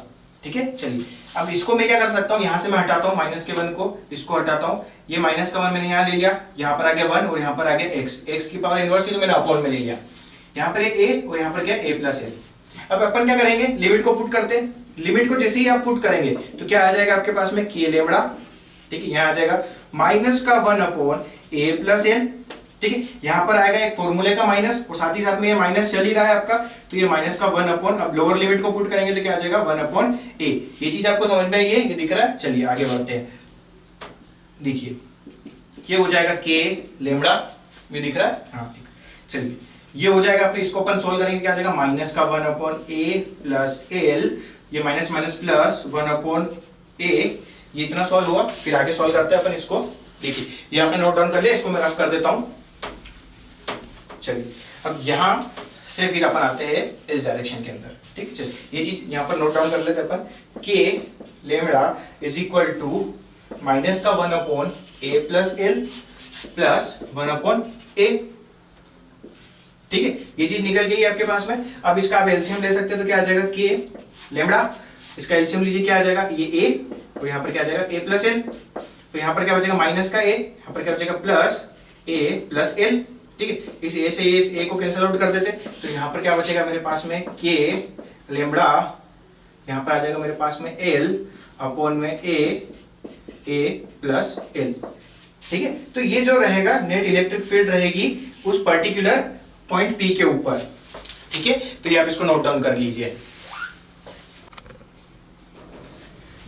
चलिए दोस्तों, जैसा कि आप हेडिंग देख चुके होंगे, यहाँ क्या लिखा हुआ है, लाइन चार्ज डिस्ट्रीब्यूशन और आर्क ऑफ रेडियस r। ठीक है, यानी कि आपको एक आर्क दे रखा है, इस आर्क ऊपर वापस से मैंने एक चार्ज लिया और ऐसे छिड़क दिया यहाँ पर, तो ये चार्ज इसके ऊपर सेपरेटेड हो गया। अब ये जो आर्क है, ये इसका जो एंगल है कितना दे रखा है, अल्फा एंगल दे रखा है, इसका जो रेडियस है कितना दे रखा है, r दे रखा है। ठीक है, तो अब इस आर्क की वजह से ये जो पर्टिकुलर पॉइंट है O, इसके ऊपर इलेक्ट्रिक फील्ड कितना रहेगा वो अपने को कैलकुलेट करना है। ठीक है, आपकी जो एग्जाम्स होती है नीट या फिर IIT की, तो उसके अंदर आपको इसी पैटर्न के ऊपर बहुत सारे क्वेश्चंस देखने को मिल सकते हैं। ठीक है, तो इसको ध्यान से समझिएगा किस टाइप से हम इसके थ्रू इस पर्टिकुलर O पॉइंट के ऊपर इलेक्ट्रिक फील्ड को कैलकुलेट करते हैं। ठीक है, तो चलिए देखिए, मैंने यहाँ पर एक और डायग्राम ड्रॉ कर रखा है। ये मेरा एक आर्क है, इस आर्क की जो रेडियस है वो अपने को गिवन है, कितनी दे रखी है, कैपिटल R दे रखी है। ठीक है, अब अभी अपने ने एक चीज को देखी कि बहुत सारे चार्ज जब दे रखते हैं अपने को, जब बहुत सारा काम रहता है तो अपन एक साथ सारा काम कर नहीं सकते, यानी कि छोटा सा पोर्शन तोड़ना पड़ता है। तो यहाँ पर भी क्या करेंगे, अपन एक छोटा सा एलिमेंट को कट करेंगे। अब एलिमेंट को कैसे कट करेंगे, ये आर्क है, तो यहाँ पर एक चीज ध्यान रखनी पड़ेगी कि ये जो रहेगा इसका एक कोई सेंटर वाला ऐसा एक अज्यूम कर लेंगे, इसका एक सेंटर पॉइंट अज्यूम करा आपने। यहां से मैंने क्या करा, एक थीटा डिग्री पे, ठीक है, यानी कि यहां से इस पर्टिकुलर स्ट्रेट लाइन से मैंने थीटा डिग्री पे एक एलिमेंट को कट करा। ठीक है, एलिमेंट कौन सा कम करा, बिल्कुल छोटा सा एक एलिमेंट कट करा मैंने यहाँ पर, इसको यहाँ लिख लेते हैं। ठीक है, एलिमेंट कट करा है, जो एलिमेंट कट करा वो कितनी लेंथ का एलिमेंट कट करा मैंने यहाँ पर, एक स्मॉल लेंथ का एलिमेंट कट करा है, यहाँ पर ले लेते हैं अपन dl। ठीक है, dl लेंथ का एलिमेंट करा है, इस एलिमेंट के पास में जो चार्ज रहेगा वो छोटा सा चार्ज रहेगा, यानी कि मैं dq लिख सकता हूँ, dq चार्ज रहेगा। ठीक है, अब ये जो एलिमेंट है ये भी कुछ एंगल बना रहा होगा, और ये कितना एंगल बना रहा है, d थीटा, यानी कि छोटा सा एंगल बना रहा है d थीटा। क्लियर है, चलिए अब यहाँ पर भी जो चार्ज है अपना कैसा डिस्ट्रीब्यूटेड है। ठीक है, तो इसके लिए वही अपना फॉर्मूला लगेगा लीनियर चार्ज डेंसिटी का। क्या होती है linear charge density, lambda is equal to क्या होता है, q बाय l। ठीक है, l क्या होगी, इसकी पूरे की टोटल लेंथ होगी। ठीक है, चलिए अब जब लेमड़ा जो था अपना क्या था, पर यूनिट लेंथ में जो चार्ज रहता है उसको लेमड़ा से रिप्रेजेंट करते हैं। अब जो डेल l है, ठीक है, इस डेल l के अंदर कुछ चार्ज रहेगा, तो वो चार्ज कितना रहेगा, dq is equal to lambda dot dl। ठीक है, ये अपन डिस्कस कर चुके हैं ऑलरेडी। ठीक, चलिए अब अपन बात कर रहे थे इस पर्टिकुलर O पॉइंट के ऊपर कितनी इलेक्ट्रिक फील्ड रहेगी। तो इलेक्ट्रिक फील्ड की अगर मैं बात करूं तो अपने ने ये कुछ dq ये एलिमेंट लिया है एक। ठीक है, इस एलिमेंट की वजह से एक इलेक्ट्रिक फील्ड जो जनरेट होगी, ये जो पर्टिकुलर एलिमेंट लिया है, यहाँ पे थोड़ा सा डिस्कस करके मैं आपको बता देता हूँ। ये अपनों ने एक एलिमेंट कट करा है, इस एलिमेंट की जो फील्ड रहेगी वो कैसी रहेगी, इस आउटवर्ड डायरेक्शन में रहेगी। ठीक है, क्योंकि पॉजिटिव चार्ज है। अब आउटवर्ड डायरेक्शन में रहेगी तो कितनी रहेगी, यहां पर मैं लिख देता हूं कुछ डी ई रहेगा। ये चीज आपको समझ में आई? ये कितना रहा अपने पास में, एक डी रहा। अब ये देखिए सेंटर लाइन है, इसको मैं आगे बढ़ाता हूं। अब देखिए ये वाला एंगल कितना था, थीटा था, तो ये एंगल भी कितना रहेगा, थीटा रहेगा। ये चीज आपको समझ में आ गई। चलिए अब मैं बात करता हूं, ये डी एलिमेंट इस स्ट्रेट लाइन से थीटा एंगल बना रहा है, तो इसके दो कंपोनेंट्स में ये डिवाइड हो जाएगा। पहला जो कंपोनेंट होगा वो जो थीटा के साथ में जो कंपोनेंट रहेगा वो कितना रहेगा, डी ई कॉस थीटा। ठीक, और इस डी ई कॉस थीटा के परपेंडिकुलर में एक और कंपोनेंट रहता है, वो रहेगा अपना कितना, डी ई साइन थीटा। ये चीज आपको समझ में आ गई। ठीक, अब देखिए ये डी तो था अपने पास में, इस पर्टिकुलर एलिमेंट के लिए डी कॉस थीटा निकल गया, डी साइन निकल गया। ऐसा ही सेम एलिमेंट कहां होगा, इस जगह पे होगा। ठीक है, सेम एलिमेंट होगा यहां पर, ऐसे छोटे छोटे एलिमेंट्स में इसको तोड़ दिया, एक एलिमेंट यहां पर है तो एक और एलिमेंट यहां पर होगा। अब यह जो एलिमेंट होगा इसकी वजह से कुछ इस डायरेक्शन के अंदर इलेक्ट्रिक फील्ड जनरेट होगी, इस डायरेक्शन में इलेक्ट्रिक फील्ड जनरेट होगी तो वो भी कुछ एंगल बनाएगा, उस एंगल के थ्रू इसका डी कॉस थीटा इधर निकलेगा और डी साइन थीटा इधर निकलेगा। अब सेम एलिमेंट अगर इधर भी है तो अपने एक चीज देखिए कि इसका डी साइन थीटा इधर आ रहा था और इधर वाला एलिमेंट अगर कंसीडर करते हैं अपन तो उसका डी साइन थीटा इधर आएगा। यानी कि जो नेट इलेक्ट्रिक फील्ड रहेगी, ये वाली डी साइन थीटा, ये वाली डी साइन थीटा, ये एक दूसरे को क्या कर देंगे, कैंसिल आउट कर देंगे। यानी कि अपने पास में जो नेट इलेक्ट्रिक फील्ड रहेगी वो किसकी वजह से रहेगी, D cos theta, only D cos theta की वजह से रहेगी। ठीक है, ये चीज आपको समझ में आ गई है। यानी कि D sine theta will get cancel out, D sine theta will get cancelled out, ठीक है, ड्यू टू अपोजिट डायरेक्शन। ठीक है, दोनों अपोजिट डायरेक्शन में थे इसलिए इन्होंने क्या करा, एक दूसरे को कैंसिल आउट कर लिया। ठीक है, तो आप ये चीज नोट कर लीजिए, फिर हम इसका कैलकुलेशन करेंगे। ये जो चैप्टर है बहुत ही ज्यादा सिंपल है। ठीक है, मैं जिस हिसाब से जो जो एग्जांपल्स आपको देता रहूंगा उसको आप इंट्रोड्यूस करते जाइए, इस लेक्चर को रिपीट करके देखते जाइए, आपको बहुत इजी वे में ये चीज समझ में आ जाएगी। ठीक है, तो आप इसको नोट डाउन कर लीजिए, फिर हम फर्दर कैलकुलेशन करते हैं। चलिए दोस्तों, तो अपना कैलकुलेशन स्टार्ट करते हैं। ठीक है, देखिए आपने क्या बात करी थी कि ऐसा एक डीएल एलिमेंट कट करा था, इस सेंटर से थीटा डिग्री पे एक डीएल एलिमेंट लिया, डीएल एलिमेंट जो है डी थीटा बना रहा था। अब ये जो चार्ज जो था डिस्ट्रीब्यूटेड था, तो अपना लीनियर चार्ज डेंसिटी को इंट्रोड्यूस करा, क्या हो गया, lambda is equal to q by l. तो यहाँ से डी क्यू कितना निकल गया अपने पास में, लैम्डा डॉट डी एल। ये डी क्यू क्या है, इस स्मॉल एलिमेंट कितना चार्ज है वो चीज अपने निकल गई। ये भी अपने देख लिया था कि डी साइन थीटा की वजह से कोई इलेक्ट्रिक फील्ड नहीं रहेगी, जो भी रहेगी डी कॉस थीटा की वजह से रहेगी। ठीक है, अब इलेक्ट्रिक फील्ड जो निकालनी है उसका फॉर्मूला क्या रहता है, D इज इक्वल टू रहता है के क्यू अपॉन आर स्क्वायर। तो के क्यू कितना था उस छोटे से एलिमेंट में, डी क्यू, तो डी क्यू और उसकी डिस्टेंस कितनी थी, यहां से लेके यहां तक आर रहेगा क्योंकि रेडियस सेम है। ठीक है, तो डिस्टेंस कितनी होगी, आर स्क्वायर हो गया। ठीक है, अब अपने को एक प्रॉपर्टी पता है एंगल की। ठीक है, एंगल इज इक्वल टू क्या होता है, आर का अपॉन में रेडियस। तो यहां पर मैंने क्या करा, थीटा इज इक्वल टू क्या होता है, आर का अपॉन में रेडियस। तो मैंने यहां पर क्या किया, एक छोटा सा डी थीटा एलिमेंट को यहां रखा, यानी डी थीटा कुछ एंगल हो गया। ठीक है, ये डी थीटा कितना आर के, डी थीटा का डीएल आर के, डीएल आर, और यहां से लेके यहां तक रेडियस कितनी, कैपिटल आर है। तो यहां से मेरे पास क्या निकल के आया, d theta is equal to dl upon में आर। यहां से अगर मैं डीएल की वैल्यू निकालता हूं तो वो कितनी निकल के आएगी मेरे पास में, d theta into r. Clear है। चलिए अब अपने पास में यहां से अपने देखा था d q is equal to क्या होता है, लेमडा डॉट डीएल। ठीक है, लेमडा डॉट डीएल होता है, तो d q is equal to lambda, और डीएल की जगह मैंने वैल्यू पुट कर दी आर डॉट डी थीटा। ये चीज आपको क्लियर हो गई होगी। चलिए अब अपने को एक चीज यहाँ देखी थी, अपने जो नेट इलेक्ट्रिक फील्ड रहेगी वो किसकी वजह से रहेगी, डी कॉस थीटा की वजह से रहेगी।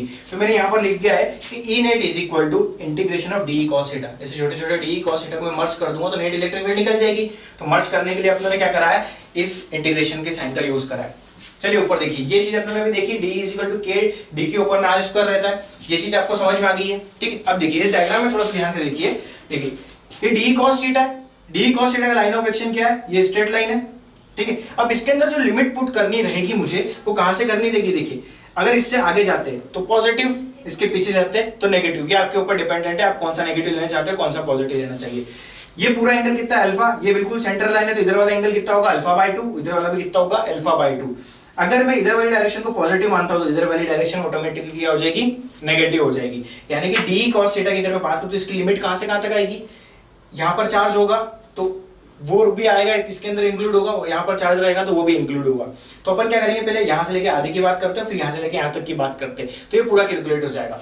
तो लिमिट कहां से कहां तक रखेगी, इधर भी कितना था, यहां से लेके यहां तक अल्फा बाय 2 था, अब इधर वाले पोर्शन को माइनस ले रहा हूं तो इसकी लिमिट क्या हो जाएगी, माइनस के अल्फा बाय 2 से प्लस के अल्फा बाय 2 तक। यानी कि यहाँ जो मैंने जो इंटीग्रेशन का साइन लगाया है, यहाँ के अंदर मैं लिमिट क्या पुट कर सकता हूँ, माइनस का अल्फा बाय 2 से प्लस का अल्फा बाय 2। ये चीज आपको समझ में आ गई, क्यों अल्फा बाय 2 लिया आपने, क्योंकि अपने को पूरा कैलकुलेशन करना था वो चार्ज डिस्ट्रीब्यूशन की वजह से।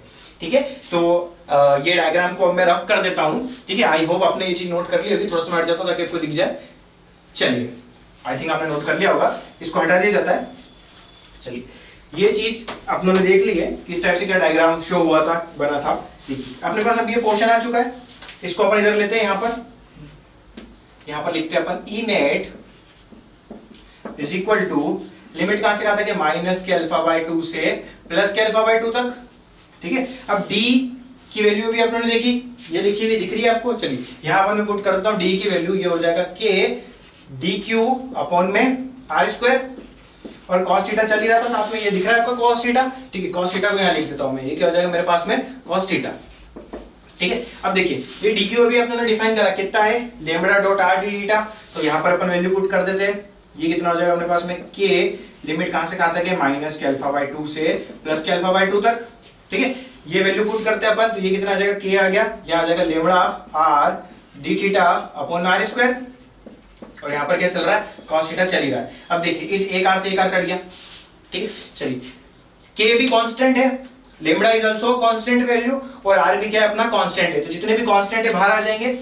ठीक है, जितने भी कांस्टेंट रहेंगे क्या आ जाएंगे, बाहर आ जाएंगे, तो अपन इसको बाहर निकाल लेते हैं, k बाहर, लेम्डा बाहर और r भी बाहर। ठीक है, अब अंदर क्या बचा अपने पास में, इंटीग्रेशन ऑफ माइनस का अल्फा बाय 2 से प्लस का अल्फा बाय 2, यहाँ बचा अपने पास में cos theta dot d theta. ये चीज आपको समझ में आई। ठीक है, अब cos थीटा जो होता है इसका इंटीग्रेशन क्या होता है, क्या आपको पता है, पता है या नहीं पता है, क्या होता है cos थीटा का इंटीग्रेशन होता है sin थीटा। क्या होता है, sin थीटा। ठीक है, चलिए अब यहां पर अपन बात करते हैं, ये चीज आपको दिख रही है, चलिए थोड़ा सा ऊपर लिख लेते हैं अपन यहाँ पर, ये कितना हो जाएगा k लेम्डा बाय r। हाँ ठीक है, चलिए cos थीटा का क्या हो जाएगा अपने पास में इंटीग्रेशन sin थीटा, और लिमिट कहां से कहां तक रहेगी, माइनस के अल्फा बाय 2 से प्लस के अल्फा बाय 2 तक। चलिए अब इसको यहां सॉल्व करते हैं अपन, ये चीज होगी। फिर क्या करना है, नॉर्मल लिमिट पुट कर दीजिए। ठीक है, चलिए तो लिमिट पुट करते हैं अपन सबसे पहले, तो लिमिट पुट करने से क्या आएगा अपने यहाँ पर, ये रहेगा अपने पास में k लेम्डा अपॉन में r। लिमिट अगर मैं पुट करता हूं तो पहले अपर लिमिट, फिर माइनस करके लोअर लिमिट। अपर लिमिट कितनी है, अल्फा बाय 2, तो यहाँ क्या लिख सकते हैं अपन, साइन अल्फा बाय 2, यहाँ पर आएगा माइनस का साइन।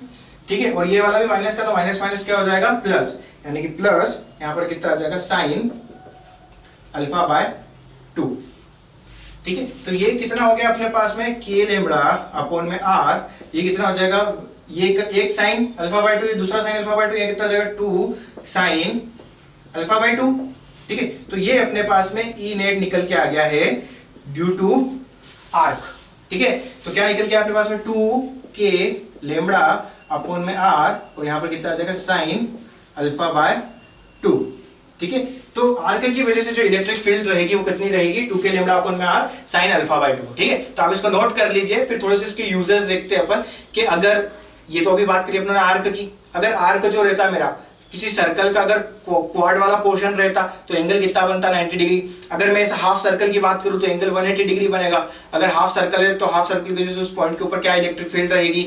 अगर वो किसी सर्कल का क्वाड वाला पोर्शन है, ठीक है, तो उस पर्टिकुलर पॉइंट के ऊपर उस क्वाड यानी कि अल्फा 90 डिग्री की वजह से कितनी इलेक्ट्रिक फील्ड रहेगी वो अपन डिस्कस करेंगे। ठीक है, तो आप इसको नोट डाउन कर लीजिए।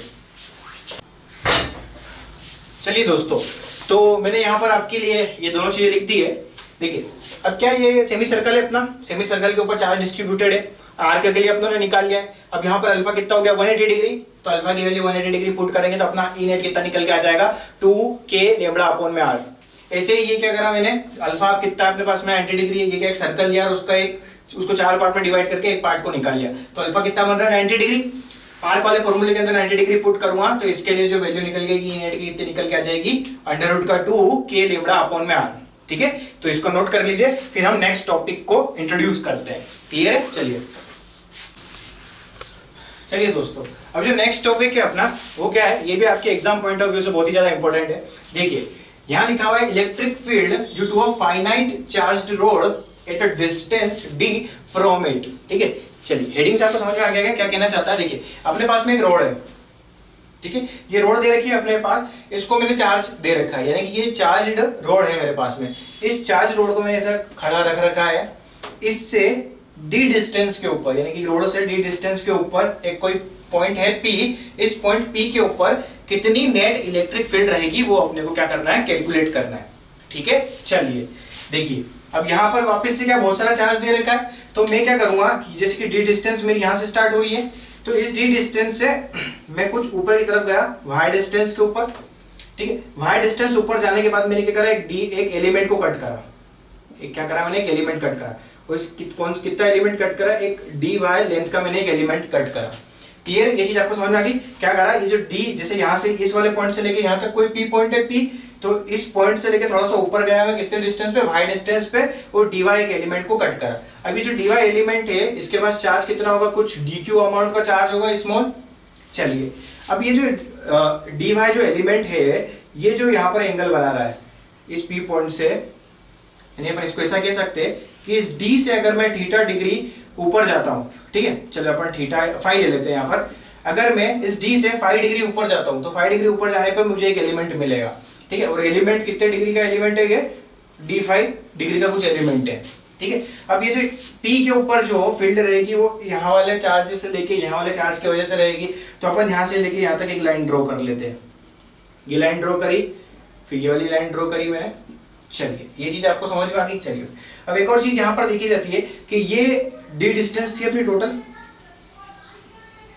ठीक है, अब ये वाला जो एंगल है इस पर्टिकुलर d से लेके इस वाले पॉइंट तक, इसको नाम दे देते हैं अपन क्या, θ1।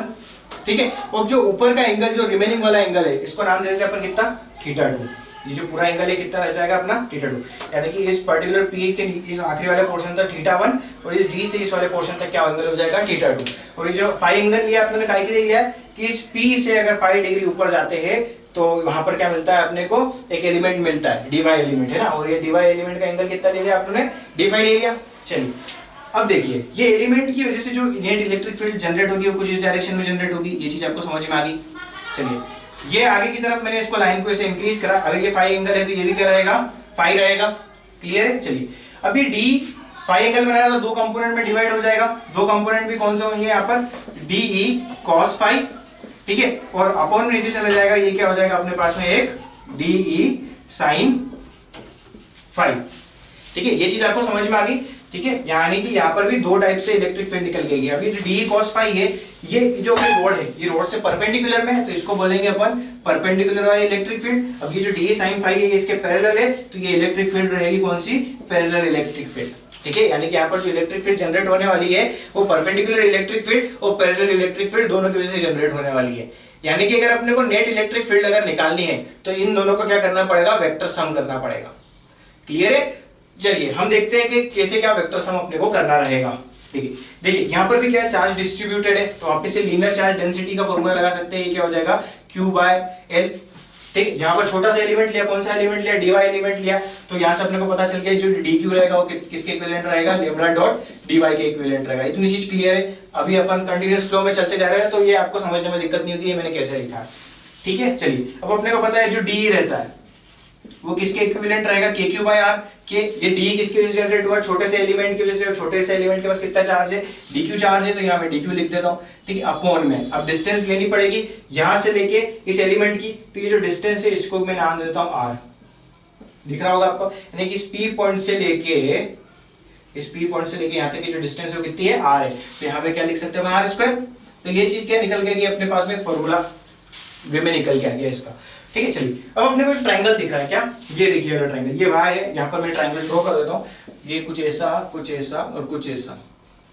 ठीक, ये दिख रहा है आपको, थोड़ा सा इधर ले लेते हैं अपन। चलिए ये ट्रायंगल कैसा है, ये वाला ट्रायंगल देखिए, ये यहाँ से लाइन गई, ये लाइन ऐसी गई, ये लाइन ऐसी गई। ठीक है, यहाँ पे जो एंगल बन रहा है कितना बन रहा है, फाई एंगल बन रहा है। ये जो लेंथ है कितनी दे रखी है, y लेंथ दे रखी है, इतनी चीज क्लियर। और यहाँ से लेके यहाँ तक की डिस्टेंस क्या है, d दे रखा है। ठीक है, और ये जो लेंथ दे रखी, छोटा सा एलिमेंट है, तो ये वाला ये जो डिस्टेंस है r रहेगी, क्या रहेगा यहाँ पर, r आ जाएगा। ये चीज आपको समझ में आ गई है। क्लियर है? चलिए अब यहाँ पर अपने को थोड़ा सा कुछ डिराइव करना रहेगा। चलिए ये चीज आपको समझ में आ गई। चलिए अब यहाँ पर अगर मैं बात करूं cos फाई की, ठीक है, आपने पढ़ा होगा क्या, एक फॉर्मूला फॉर हिंदी मीडियम वाला अगर बच्चे तो पढ़ा होगा आपने लाल बटे कक्का, ठीक है, ये sine cos tan cosec sec और कॉट रहता है, ठीक है।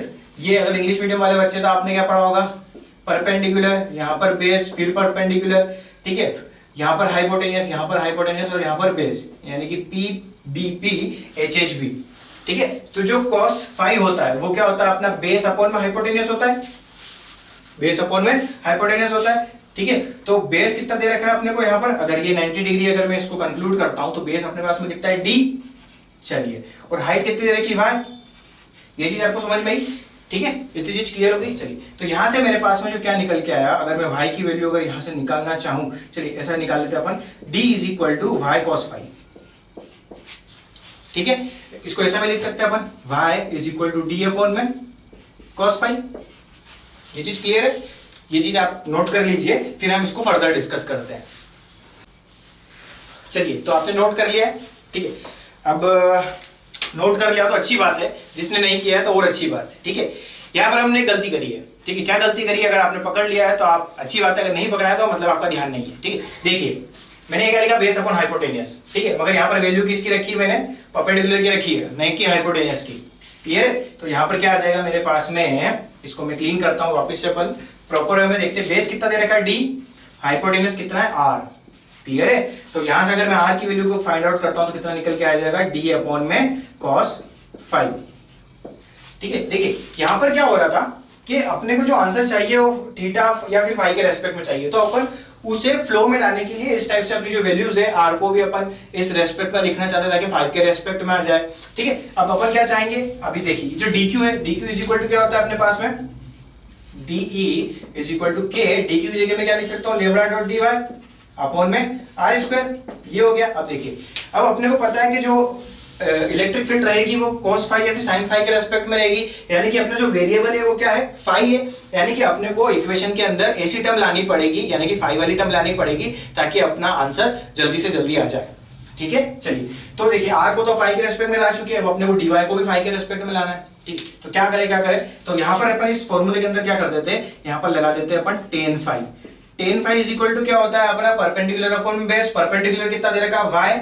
और बेस कितना दे रखा है अपने को d, क्लियर है। तो यहां से अगर मैं y की बात करूं तो y इज इक्वल टू कितना निकल के आ जाएगा, d tan theta, sorry d tan phi, ठीक है, ये आपको दिख रहा है,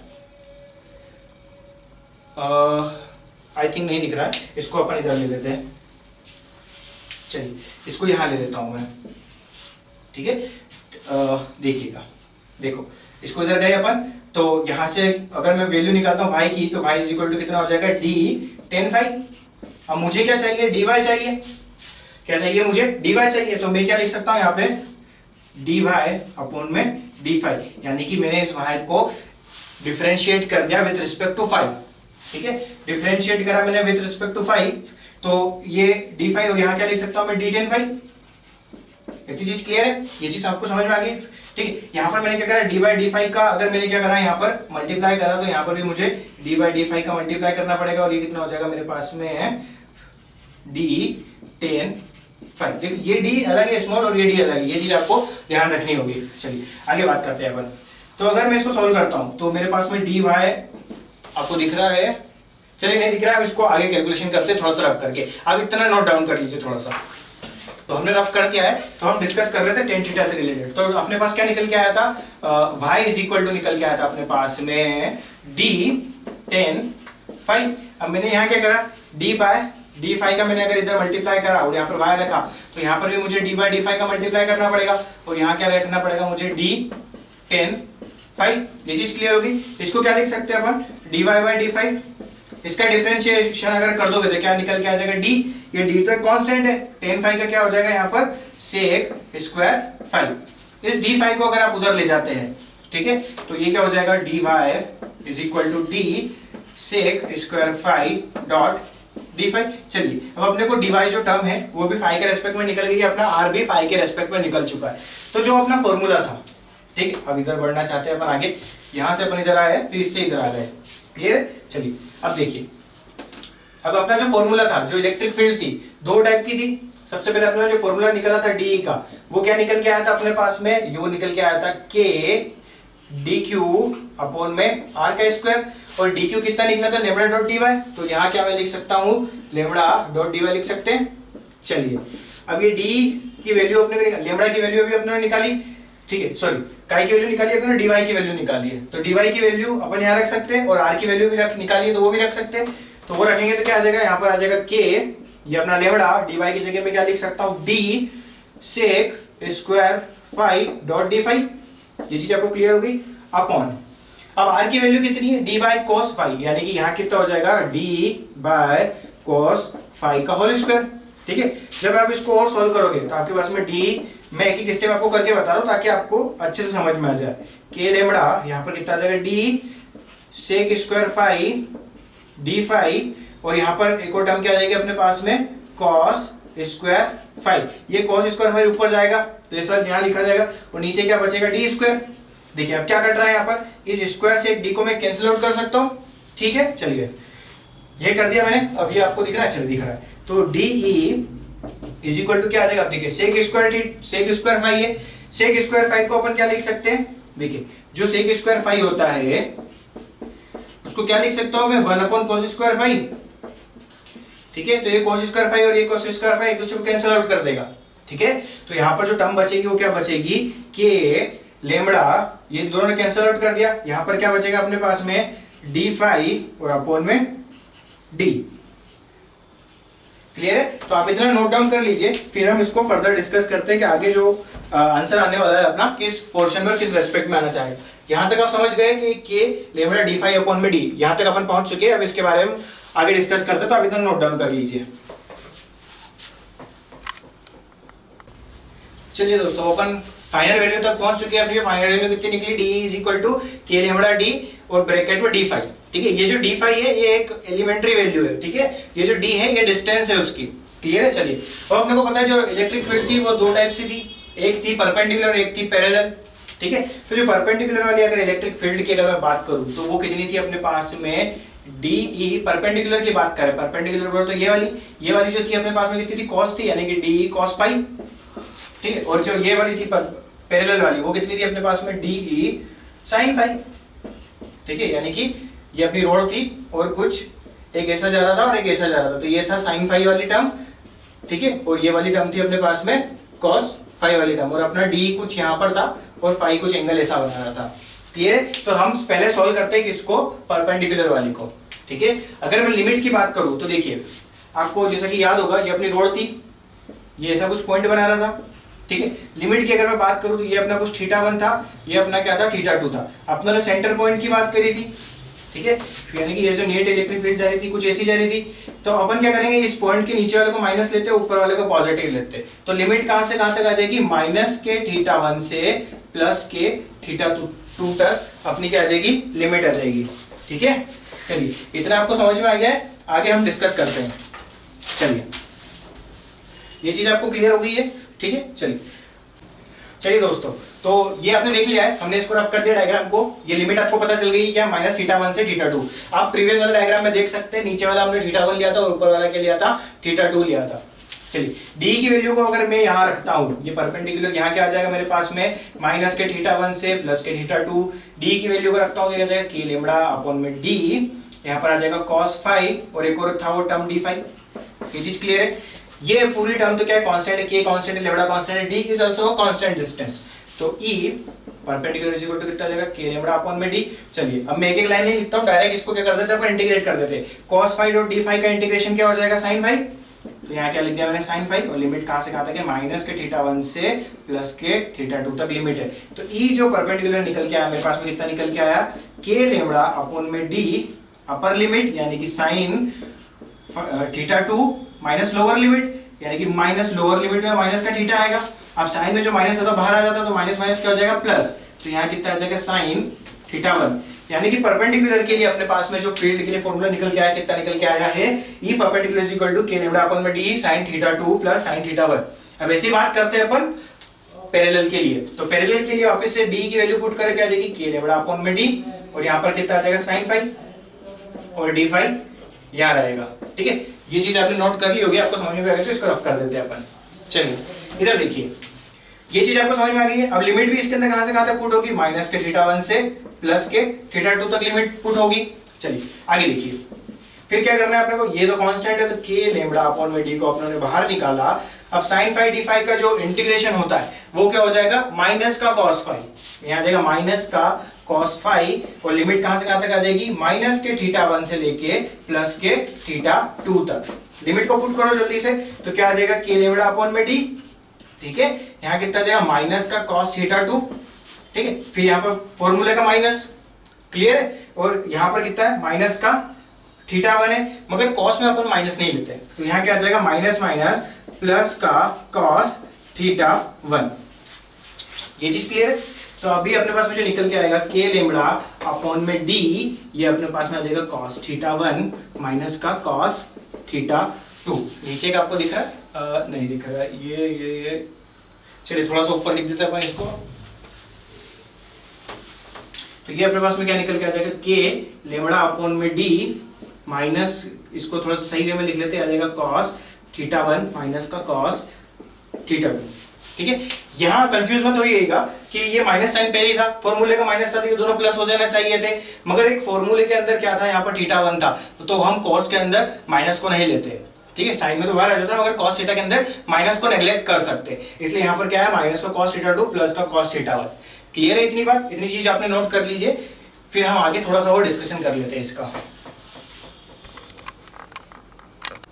चलिए आपने ये नोट कर लिया होगा, आगे देखते हैं। अपने पास में दो फील्ड निकल के आ चुकी है, क्या, एक परपेंडिकुलर और एक पैरेलल। ठीक है, अब अपने को क्या निकालना है, ई नेट निकालना है, तो ई नेट आप इस फॉर्मूले से निकाल सकते हो। ई नेट इज इक्वल टू क्या आ जाएगा अपने पास में, अंडर रूट का ई परपेंडिकुलर का स्क्वायर प्लस ई पैरेलल का स्क्वायर, सुपरपोजिशन पढ़ी है आपने। ठीक है, तो आप इस वेक्टर सम के थ्रू आप इसका रिजल्टेंट निकाल सकते हो। ठीक, चलिए अब थोड़ी सी कंडीशन की बात करते हैं अपन इसके अंदर, कि अगर अपनी रोड जो थी अभी कैसी थी, फाइनाइट लेंथ की थी, अगर वो इनफाइनाइट हो जाए तो क्या होगा। तो देखिए ये अपनी रोड है, प्लस चार्ज डिस्ट्रीब्यूटेड था, डी डिस्टेंस के ऊपर पर्टिकुलर पी के ऊपर अपन क्या नेट इलेक्ट्रिक फील्ड निकाल रहे थे। अगर मैं बात करूं अब इसकी जो लेंथ है वो कितनी इनफाइनाइट है, और इधर भी कैसी है, इनफाइनाइट। इसको माइनस बोलते थे, इसको प्लस बोलते थे, कोई फर्क पड़ने वाला नहीं है क्योंकि इनफाइनाइट डिस्टेंस है। तो अपना जो ई परपेंडिकुलर के लिए अपनों ने एक फॉर्मूला निकाला था, क्या निकाला था अपना जो फॉर्मूला था, के लेम्डा अपॉन में डी। ठीक है, और क्या निकाला था यहाँ पर, साइन θ1 प्लस साइन θ2। ठीक है, और एक क्या निकाला था अपनों ने, ई पैरेलल के लिए, पैरेलल के लिए क्या निकाला था, लेम्डा डी अपॉन में, यहाँ पर के लेम्डा अपॉन में डी, यहाँ पर कितना आ जाएगा, cos θ1 माइनस cos θ2। ठीक है, ये टर्म अपने ने देखी थी, ये चीज आपको समझ में आ गई होगी। ठीक है, तो आपने क्या करना है, वैल्यू पुट करनी। देखिए अगर मैं बात करूं थीटा, तो ये देखिए ये लगभग जो थीटा रहेगा वो कुछ स्ट्रेट लाइन जैसा रहेगा, तो मैं बोल सकता हूं कि थीटा जो रहेगा 90 डिग्री रहेगा। इधर का भी जो थीटा रहेगा वो ऑलमोस्ट लाइक 90 डिग्री रहेगा। तो मैं क्या बोल सकता हूं, मेरा जो θ1 और जो θ2 है वो किसके इक्विवेलेंट है, 90 डिग्री के इक्विवेलेंट है। ठीक है, ये चीज आपको समझ में आ गई, θ1 और θ2 किसके रेस्पेक्ट में है, 90 डिग्री के रेस्पेक्ट में है। ठीक है, चलिए तो थीटा की जगह अगर मैं वैल्यू पुट करता हूं, देखिए सबसे पहले बात करते हैं अपन ई परपेंडिकुलर की, तो ये कितना आ जाएगा, के लेम्डा अपॉन में डी sin 90 प्लस sin 90, देखिए sin 90 प्लस sin 90। ठीक है, तो ये कितना आ जाएगा, sin 90 कितना होता है, 1 होता है, तो ये कितना हो जाएगा अपने पास में 1 प्लस 1 2। तो ई परपेंडिकुलर जो अपने पास में निकल गया, कितना निकल गया, 2k लेम्डा अपॉन में डी। ये चीज आपको क्लियर हो गई, यानी कि 2k लेम्डा अपॉन में डी, ये अपना फॉर्मूला निकल गया है। अब ऐसे अगर मैं बात करता हूं किसकी, पैरेलल की, तो यहाँ लिख लेते हैं पैरेलल के लिए। पैरेलल के लिए इलेक्ट्रिक फील्ड अगर फाइनाइट लेंथ है तो क्या आ जाएगी अपने पास, इनफाइनाइट लेंथ है कितनी आ जाएगी, k लेम्डा अपॉन में डी, और इधर क्या आ जाएगा, cos 90 माइनस cos 90। ठीक है, cos 90 कितना रहता है, 0 रहता है, तो ये भी 0 और ये भी 0। ठीक है, तो यहाँ पर अपने पास में क्या आ जाएगा, E perpendicular is equal to, अगर यहाँ 0 आ गया, यानी कि ई पैरेलल जो रहेगा अपने पास में, ई पैरेलल में जो फील्ड रहेगी वो क्या रहेगी, 0 रहेगी, अगर आपकी जो रोड है वो इनफाइनाइट लेंथ की है। और जो परपेंडिकुलर के लिए रहेगा वो कितना रहेगा, 2k लेम्डा अपॉन में डी। ठीक है, तो ये चीज आपको समझ में आ गई होगी कि किस टाइप से हम नेट इलेक्ट्रिक फील्ड को कैलकुलेट कर सकते हैं फॉर फाइनाइट लेंथ और फॉर इनफाइनाइट लेंथ। ठीक है, तो थैंक यू सो मच। अब जो नेक्स्ट टॉपिक है हम बाद में डिस्कस करेंगे। आप इसको जो अपने जो पहले चैप्टर्स स्टार्ट किए हैं उसको रिवाइज करिए ताकि आप इनको अच्छे से अंडरस्टैंडिंग वे में ला सके। ठीक है, हम धीरे धीरे इसके डीप नॉलेज में जाते जाएंगे कि कैसे कैसे चीजें वर्क करी, धीरे धीरे कैसे इलेक्ट्रिसिटी बनी, ठीक है, चार्ज का बिहेवियर क्या था, और हम उसके बारे में बहुत सारी चीजें डिस्कस करने वाले हैं। तो बस आपको एक ही चीज करना है कि इसको रिवाइज करते रहिए। ठीक है, तो thank you so much guys, we will continue our lecture, ठीक है, टुमारो। Thank you.